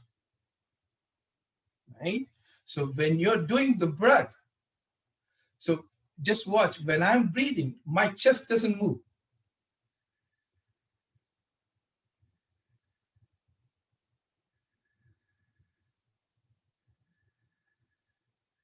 If you don't do this, please do not learn pranayama.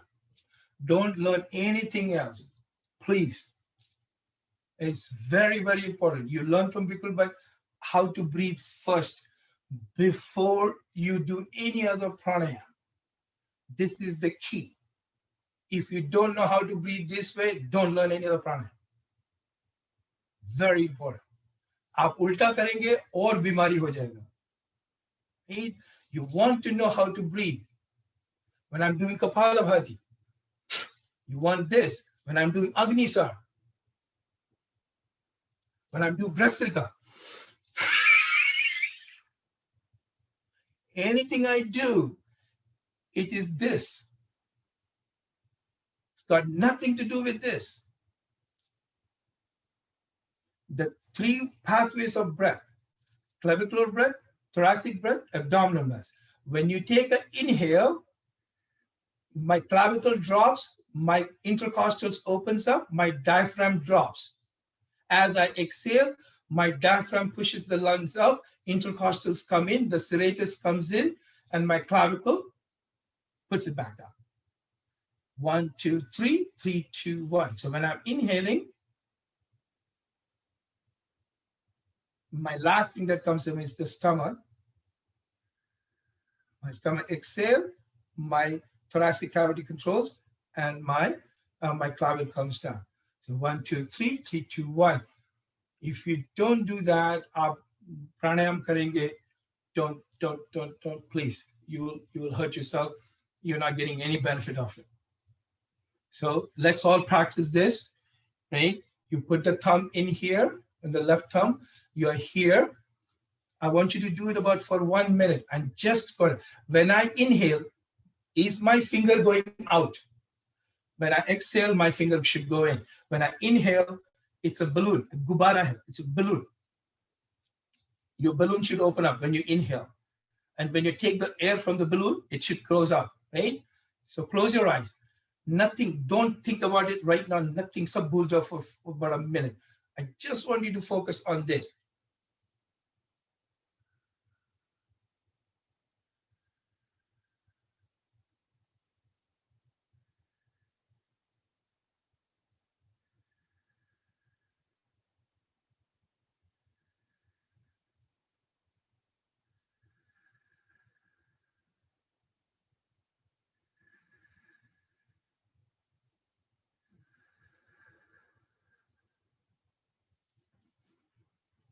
Does anybody have, if anybody wants to unmute and ask me a question, this is where I want you to ask questions. I don't care about others, but this part, I want you to get it right. So when you practice with Bhai Sahib, then you know what you're doing.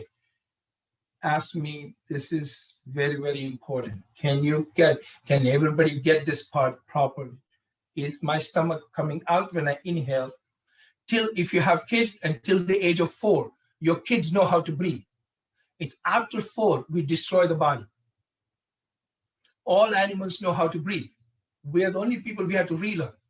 Most of us, when they breathe, they do this. Are Baba, kaisa shakti aayega? How can your body heal? We are doing this. When you're doing this, your stomach actually goes in. You're only getting half the breath. If I were to take an X-ray of your lungs, itna part white hoga, itna part dark hoga, because you're not taking the vasanas, means the desires, all your junk that is in the bottom of the lungs, it's all stuck in here. The Shastras, every organ has a particular emotion. The seat of anger is liver. The seat of greed is kidneys. The seat of distinguishing right and wrong is spleen. The seat of grief is lungs. The ability to make a decision is gallbladder. Every organ system has a particular emotion and has got a particular timing. You pray between 3 to 5. You go to bathroom, you poop between 5 to 7. It is a large intestine time. You have breakfast between 7 to 9. Why? Because it's the stomach time. The number one time of heart attack in the United States is between 11 to 3, which is the time of heart. Every organ system has a particular timing and has a particular emotion attached to it. सुबह 10 बजे उठते हैं, breakfast 11 बजे होता है. अरे बाबा, that is not भगवान का time and your time is completely different. You cannot digest food. 3 बजे lunch होता है. How will you digest? The timing is very important. When you eat is very important. Then also what you eat. मैं organic खा दूँ, but organic 12 बजे खा नहीं होगा. It's not. So what am I doing? I have a question. In US, we change time, right? That's 1 hour ahead and 1 hour behind. Right. So how do we know when is the Brahma Muhurat, when the time change? Because you're going according, you still go according to the clock, whatever you're doing, but you still can look at the Panchang, you can look at from that standpoint, what is the time of Brahma Muhurta between 3 to 5, looking at the Jyotish aspect under the Panchang of the day, you can look at that way if you're that kind of way you want to do it. So there is a way to do according to our calendar versus you're looking at the calendar from that. So you can look at the days Panchanga and you can do what time is the sunrise and what time is the sun. One other question. Do you know what was the original time in US without changing the time 1 hour ahead and 1 hour behind? You have to go back pre-World War II because it started in World War II area because they wanted to use more time for manufacturing, and because of the lights going down, because of the Germans bombing and stuff like that. And I think that's when they started changing this aspect of doing some of these things and productivity in the factories and things like that, so the bills don't get higher. So that's how it started. So you'll have to go before that to find that. But typically, if you're around that time, it doesn't have to be exactly 3, 5, but in that particular time, if you can get into something like that and you get into a meditative practice, you're pretty okay, actually. Get it. Thank you. Satishbhai, one time in yoga doing the Mandukasana, and there was a sensation on the Navi, and you explained a little bit center of our Navi and Pechuti. Can you explain that one, please? So when you do, which is Mandukasana is one of the best asanas for diabetic people, right? Because it helps you control sugar.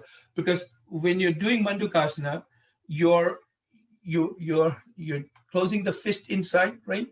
And then this knuckle actually goes into your where the sternum comes down and your solar plexus is. So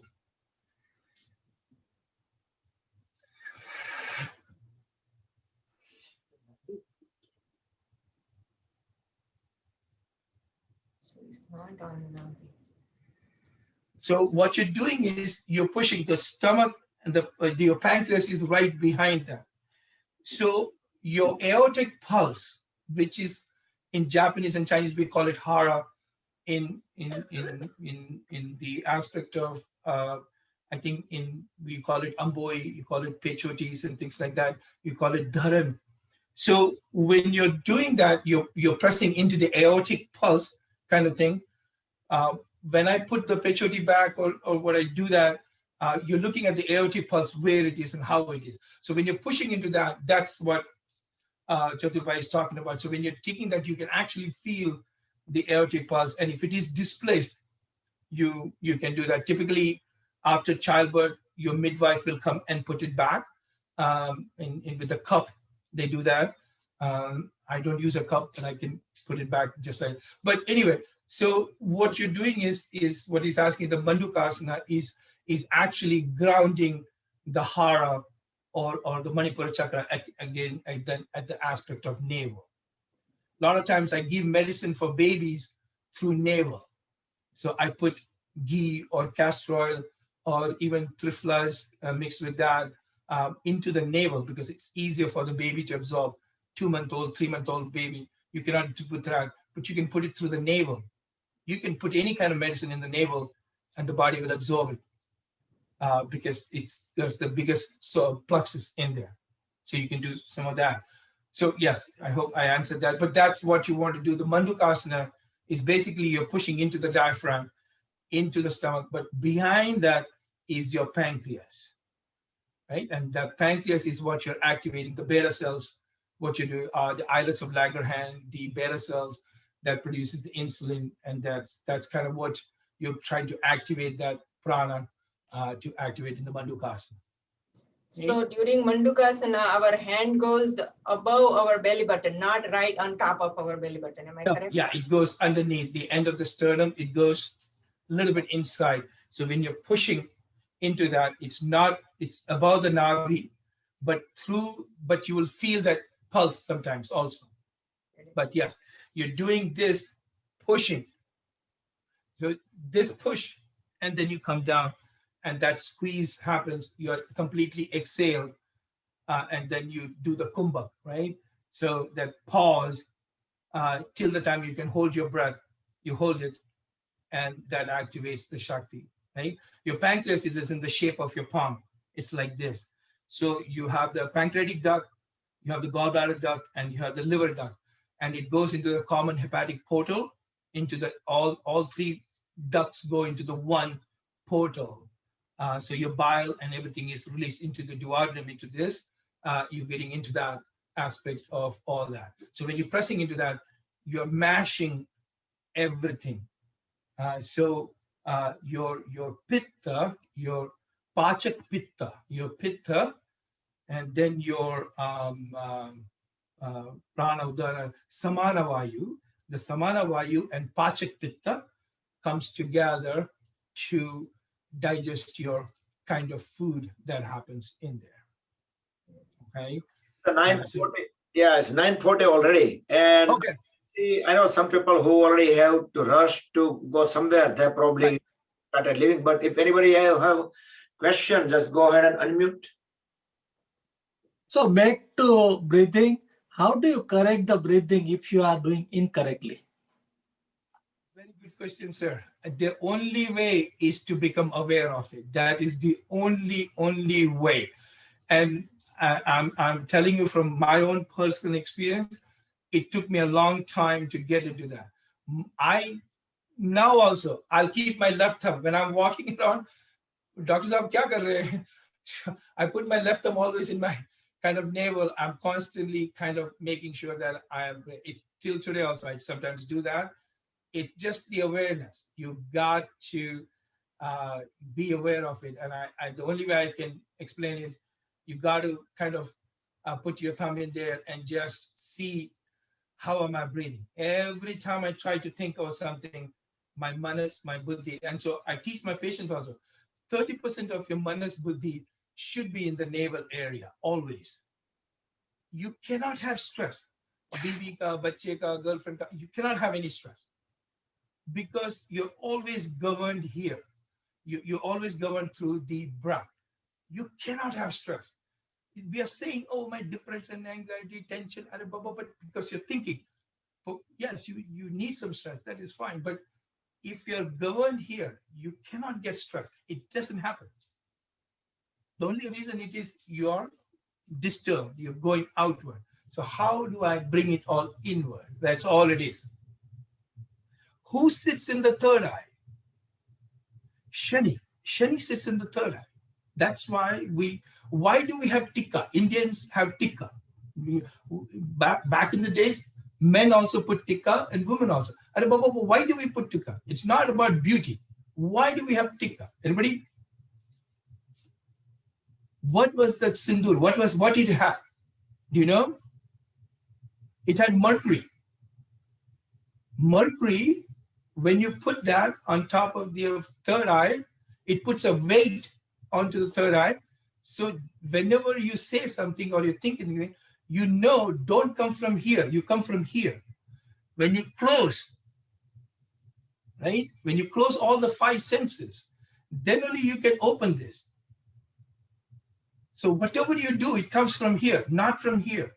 Whatever you look, it may be destruction. It may be total chaos. You don't know what is it. But if you look through here, you will stop judging. Why do we have to judge others? अपने में इतना कचरा भरा है. Why are you looking at others? Right? That's why Kabir said, बुरा जो देखन मैं चला, बुरा ना मिले कोई. जो दिल खोजा, when I looked into on myself, मुझसे, there's nobody worse than me. I'm the greatest sinner. I'm the worst guy you ever met in your life. I'm telling you now. I'm telling you very honestly. There's nobody worse than me. Why do I have to look at others? I'm just sitting and talking some good bullshit to you guys. Oh, doctor, अरे बाबा मेरे से बुरा कोई नहीं. There's nobody more worse than me. But that is known as a Shanmukhi Mudra. When you practice Nasikira Mudra, Shanmukhi Mudra, what you're doing is you're bringing, so you have the three, you close this, so you have the three marma points, Nasika marma, then you have the Gandha marma and Kankani marma. So your three marma points, and you put the hand on this, you close the tragus, and then what you do Brahmari. Why Brahmari? Because Brahmari is the love affair between the bee and the lotus. Brahmari is Brahma. But so every cell in your body, when you truly chant the way you do, when you're doing that, you're doing Kechari Mudra, you're connecting the tongue to the top, you're doing Kechari Mudra, and you chant Om. I use more Om, because when you vibrate with Om, every cell in the body, you're vibrating with Om. Brahmari allows you to bring that awareness.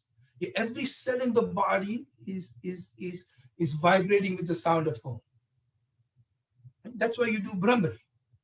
Why do I do Anulom Vilom? You're balancing the cortex, the right and the left brain. You're balancing that, right? Your right brain is more musical, your left brain is more mathematical. You're balancing that, right? So every pranayama that you're doing has got a particular benefit to it. When I'm doing Kapalabhati, it is Tridoshik, Vata, Pitta, Kapha. All three are handled in that. Sorry. So go ahead. Any other questions before we? I don't think so. We'll be having time to relax. You guys relax on your own. So if there's any questions, let me ask if there's something that we need to address. I don't want to. I know it's already too much. So time. what's the difference medically, not pranayama, medically? What's the difference between expanding breathe while breathing in, expanding the stomach versus expanding the chest? You can scientifically, because if you don't use the diaphragm, your lungs cannot expand, because your diaphragm is a dome shape. If the diaphragm doesn't drop, the lungs cannot expand.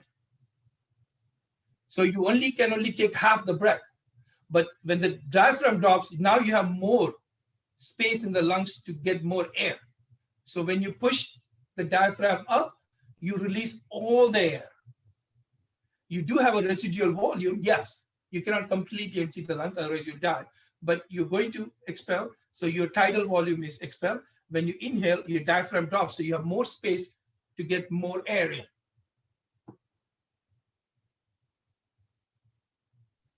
What else? Anybody else? Satishbhai, thank you so much. It was amazing. I learned so much from you today. Then I would have read a book. I would love to learn more pranayama with you. We didn't have much time today, but I think that would be really nice if we can have a session again with Bakulbhai. I'm here to serve, but it's so thankful to Bikulbhai to allow me to come and do this with you guys. So I'm truly thankful. It is a good thing. We will do one. Satishbhai teaches 7 breaths and aspects and benefits of that one. Yeah. So that will be the great session. We can arrange one time in the future, Yes, absolutely. We can definitely do that if Satishbhai available. And we can just do specifically on those pranayama and those certain, we can focus on certain. Today we touched so many different kind of things, but we can just specialize. We can do that way. It was amazing. Especially we asked some medical questions to medical, but Satishbhai knows, seems to be, as I know, is bridging this allopathy and Ayurveda, you know, and our yoga. He's has Gentle Awakening, his own clinic in Atlanta. He's doing a great job for the chronic diseases and things like that. And he's always, he will be upfront that it's, if he can look at to you and say, I can help you or I cannot, you know. Especially I want to congratulate him. He has a just paper published on Parkinson. He helped a couple of people to help them to get in back their life on Parkinson. Satishbhai, can you tell a little bit on that one, please? So, Parkinson is, they don't have any cure for Parkinson. And even Ayurveda also, we all have a limitation in Parkinson. Typically, they give you L-dopas and things like that, how they do. But what I do is with Ayurveda, I do acupuncture and something called as neuropuncture. So it's a very different way of doing acupuncture than a normal acupuncture. So we give the herbs, but this guy, he's actually a Patel, and for 6 years, he lost his job, he lost everything. He could not even open a bottle of water. And today, by the grace of God, he's driving by himself. He got his job back. He's working. He's doing.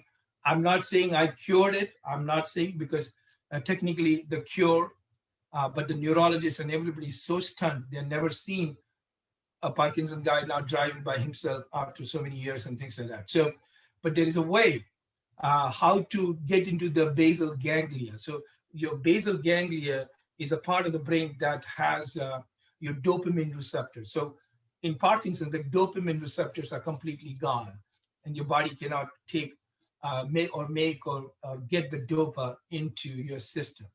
So without me going inside the brain, I can go from the outside the brain and activate the basal ganglia, the hypothalamus and the thalamus, and the prefrontal cortex, where your decision maker is. And he still has a little bit of balance issues and speech issues, but he's speaking much better. He can write much better without too much of shaking. But that will come as, you know, he's getting better. But in this aspect, how do you tap into the brain to activate the dopic systems in the prefrontal cortex, and also how do we get into the basal ganglia? So that's what it is. One quick question regarding Panchkarma. Since you are an Ayurvedic doctor, do you treat patient with the Panchkarmas, and how often do you recommend to do the Panchkarmas? So in United States, the way Purva Karma, Panchakarma, Paschat Karma. So there is that. Then there is Rasayana. Most of the people who come to me, they're already very depleted.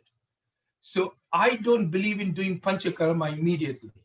My goal is to first do Rasayana and build the person first. Then only I'll do Panchakarma, depending upon what is happening. So that's kind of what I've done in the United States, is more from the aspect of if the body doesn't have a fundamental strength to do it, you're doing detoxification, you're going to destroy the patient. When you're going into India and you're staying in the ashram, then it is different, because you're going there for 15 days, you're staying there, you're eating what is there, everything is there. You don't get out of the ashram like Jindal and other people. You can't get out because you're in there for 15 days. It's a different thing. But here, people come to me, then they go, people come to me. So there is no way I can monitor them. So I always try to do, first is can I build them up? Do they have the strength to do Panchakarma? And then if typically people come and stay near the hotel, near my clinic, then they stay for 7 days over there, then I can monitor them and things like that. Then I will do Panchakarma, Shirodharas, Abhyangas, Vamana, Virechana. We have a colonic machine in. So Vamana, Virechana, Raktamosh, Nasya, and Basti. The 5 ways of cleansing is what we kind of do. But depending upon what is the body kind of trying to do and how you want to do. And also in India, the climate and temperature is a little bit different. So when I'm doing here, I typically don't do Panchakarma in the middle of the season. I try not to do in winter time and things like that, or in the extreme summer, I don't. Mostly my students and me, we do 15 days of detox. Satishbhai knows how we do it, but but we also do like some similar panchakarma in the beginning of the spring and the beginning of the fall. We do something like that. So that's where it's easier for the body to detox. And that's kind of why I'd like to do panchakarma, but depending upon it, like the Parkinson guy, I cannot do panchakarma on him. His body is so weak. How can I do panchakarma on him? So I first build him up, and then only I'll try to do panchakarma. So Rasayan treatment is nothing but put them on the strict diet before doing the panchakarma. Yeah, and like you have the like everybody takes ashwagandha, but ashwagandha is rasayana, shilajit, shatavari for women, shilajit for men, guduchi, right? Tulsis and these kind of gokshas. So these are herbs that you can do, which will rejuvenate kind of thing without too much of detoxification. Like if I do manjista, then manjista is more a detoxification, right? Triphala, you can use it in a different way, also strengthening, but you can add Google into it. So Kanchana Google, Triphala Google, you can do different Googles according to what the disease process is. So again, those becomes a little bit more detoxification. But the general herbs, Brahmi, Gotukulas, Guruchi, these kind of things are universal. Anybody can take it without a disease process. So those are Rasayana more from that standpoint.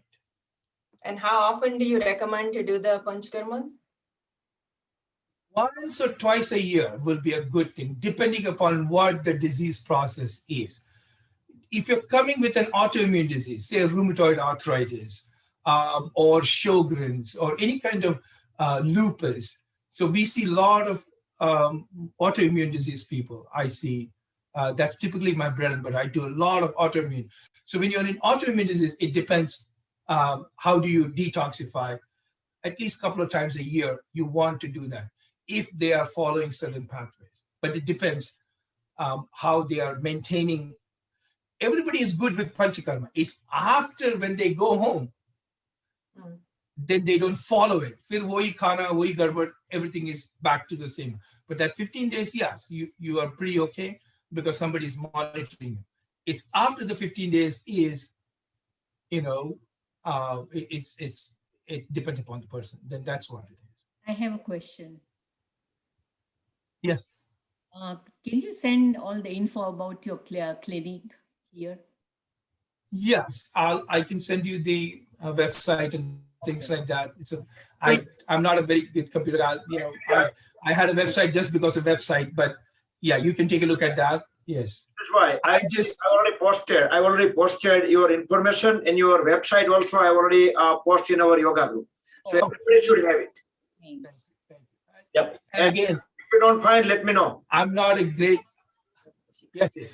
No, absolutely no problem. I just, in 20 years of my practice, I've been practicing for 15, 20 years. I've never advertised. So everybody said, okay, Dr. Saab, you need a website. So I got a website. So it is there. So you can take a look at it. Absolutely. What all we do quite a bit of stuff. But yes, you can, it's not a great website, but it's just there. You can take a look at it. So I look at it from the standpoint of Chinese medicine, naturopathic and homeopathic, and I know Western medicine, so I can add all those things. Very informative. Okay. Okay, anyone else have any questions before we run out so much time? Like, somebody may be holding for a long time because panchakarma took so long discussion. But if anybody have anything else. It's me, Satishbhai. મને question છે કે આપણે અહીંયા પંચકર્મ કરવા માટે allow છીએ, like shirodhara એને એ કરી શકીએ છે, પણ વમન, વિરેચન, રક્તમોક્ષણ એટસેટ્રા એ બધું કરી શકીએ? Hindi. I don't know Gujarati. Oh, sorry. I think Okay. Nilamben, hold on, Nilamben. I think I'll give you a number. Maybe we can discuss it offline because looks like there are questions. Okay. not the whole group might wanted to know that. Okay, okay. So if anybody else holding any questions, real quick, if there is something quick, then please go ahead. Satishbhai. Satishbhai. Hello. Vipulbhai, can you hear me? Yes, I can hear you. Okay. Satishbhai, I can hear you. just that भिंडी पानी में पिला के आप भिगा के वो just glimpse of your Ayurveda. Can you give that, please? Okay. So whenever you have acidity and things like this, your mucosal lining from the mouth to the rectum is one mucus lining. So when you have excess heat, excess pitta, inflammation in the body, right? When you do blood work, you do CRP, ESR, creatine kinase, LDH. When you have any of these numbers very high, that means आपके अंदर inflammation है, आपके muscle टूट रहे हैं, you have extreme inflammation in your body or extreme pitta. So when that is kind of going on, one of the best things you can do is you take a bindi and you slice it lengthwise and you put it in a cup of water and put it right next to your head. In the morning, first thing, take the bindi out and drink it. And that mucus lining, it's like an asphalt road, wo road toot jati hai, you're going to put the cement into that. So the mucous lining is very good. Bindi is very good for the mucosal lining. But in pitta, we don't do the nightshades. So baingan, mirchi, white potato, you don't want to do that in pitta dosha too much. No peanuts, cashews, dahi. You can do some chas, but don't do dahi, things like that. So anything which is sour, cheese and things like that in pitta, you don't want to do that, but you can do bindi, which is excellent. Sweet potatoes, red potatoes, white potato. White potatoes avoid it, but that's kind of what you want to do. One of the other things I teach is one of the best things for kidneys. And if you have blood pressure and kidneys, dhania, jeera, and variali. So you take 2 teaspoons of each dana, not powder. Take 2 teaspoons of coriander, cumin, and fennel. And you take about 1.5 gallons of water. You boil it for about 10 to 15 minutes. Usko chhan ke, then you take half a cup in the morning, half a cup in the evening, warm, thanda nahi, warm. And give it to your husband, kids, whatever. It's bitter, but it is the best thing for kidneys. And it flushes your kidneys. I use this for dialysis patients. I use this for any kind of chronic nephritis, glomerulitis, any kind of kidney disease, chronic kidney disease. This is the best thing you can do for kidneys, right? And that's one of the best things you can do. I'll teach you a liver cleanse. We do a liver gallbladder cleanse. Everybody thinks gallstones are there, but there is liver stones also. So I can give you the recipe of how to cleanse the liver and gallbladder, which is very good for साल में 2 बार करेंगे, आपका liver एकदम clean हो जाता है. So very good for liver aspects, because the only way you can detoxify the body is either through liver or through kidneys, right? And so this is very, very good for you to get into that, how to do a liver cleanse. And this dhania, jeera, and fennel, not powder again. You have to take actual seeds and you boil it for about 10-15 minutes and then you strain. It will change your life. आप में पानी फंसा है, you have inflammation, सूजन है, ये पानी, it'll get the fluid out of your body, and that'll help you a lot with that. So I can send you some of those things and So how to do that. I call it ABC juice. One is apple, beets, carrots, ABC, and a pinch of ginger is the best thing for immune system. So you juice it. I'm not a great fan of juicing, but I do it for 21 days for patients who have immune system issues. Apple, beet, carrot, and then you juice it with a pinch of ginger in there. It's one of the best things you can do for immune system. I don't want to take too much of your time, but one other thing, take 6 almonds, 2 teaspoons of fennel, and 2 elaichi, and you soak it in a cup of water. In the morning, add 2 dates, 2 teaspoons of ghee, 1 teaspoon of honey, and cinnamon and nutmeg, and put it in almond milk, blend it, and drink it for 21 days. Ojas. You have Vata, Pitta, Kapha, but Pranas, Tejas, Ojas, which is your positives. Your doshas is negative. Dosha means douche, something which has gone. Vata, Pitta, Kapha. But how do I get the positive? Pranas, Tejas, Ojas. Your Ojas is the positive of Kapha, immune system. 6 almonds, 2 elaichi, and teaspoon of fennel. You put it in water and soak it overnight. In the morning, add 2 dates, ghee, honey, and you can even add some nutmeg and things like that. Blend it in half a cup of almond milk. Give it to your husband, kids, everybody. 21 days. You will have tremendous amount of Shakti. Okay, Bikul Bhai, thank you so much. I'm so sorry if it's gone about time. Awesome, wonderful, Satishbhai. હવે કોઈના કઈ question બાકી રહી ગયા છે તો we will follow up later because it's already 10:05 and thank you so much. Behalf of group, I'm seeing the messages and I also people start sending me text message too for the feedback. So everybody liked the informative session. It was very good. Actually, बहुत दफा ऐसा लगा कि आप मेरे ही मन की बात लोगों को मैं नहीं कह पा रहा था, आपने कह दिया, तो अब लगेगा कि अब लोग ज्यादा सीरियसली योगा करेंगे. Very good. Thank you. Can you share Those really good sessions, Satish.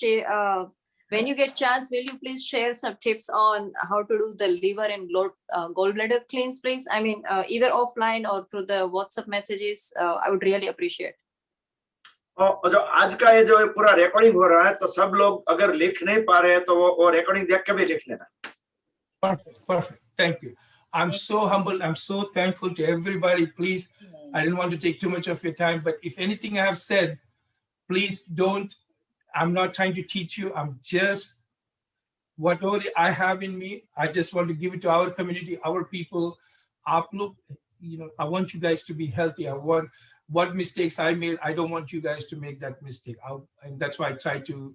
We have so many diseases in our community, and once if you get healthy and Bikulbai and yoga, it's amazing. Okay, so once again, thank you so much. Thank you. Thank you. Thank you. Thank you. Thank you very much.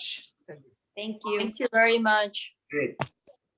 Thank you. Thank you very much for answering all our questions. Thank you, everyone. Thank you so much. Very Thank you, much. Bikulbai. Okay, chalo, bye, બધા. Thank you, Bakul Bhai. Thank you. Bye. Thank you, Bakul Bhai. Awesome. Thank you. Bye. All cover beda, otherwise there is no limit. We can have lunch over here too in yoga studio. Yoga lunch. Yoga lunch. I In think yoga lunch, you do not eat. You just perform the yoga, okay? Okay, let's get stand up and let's start yoga because we didn't do yoga, right? Yes. we should have his session again. Amazing. Yes. Satishbhai પાછા જ્યારે અનુકૂળ આવશે ત્યારે આપણે પાછા લઈ આવશું. Yeah.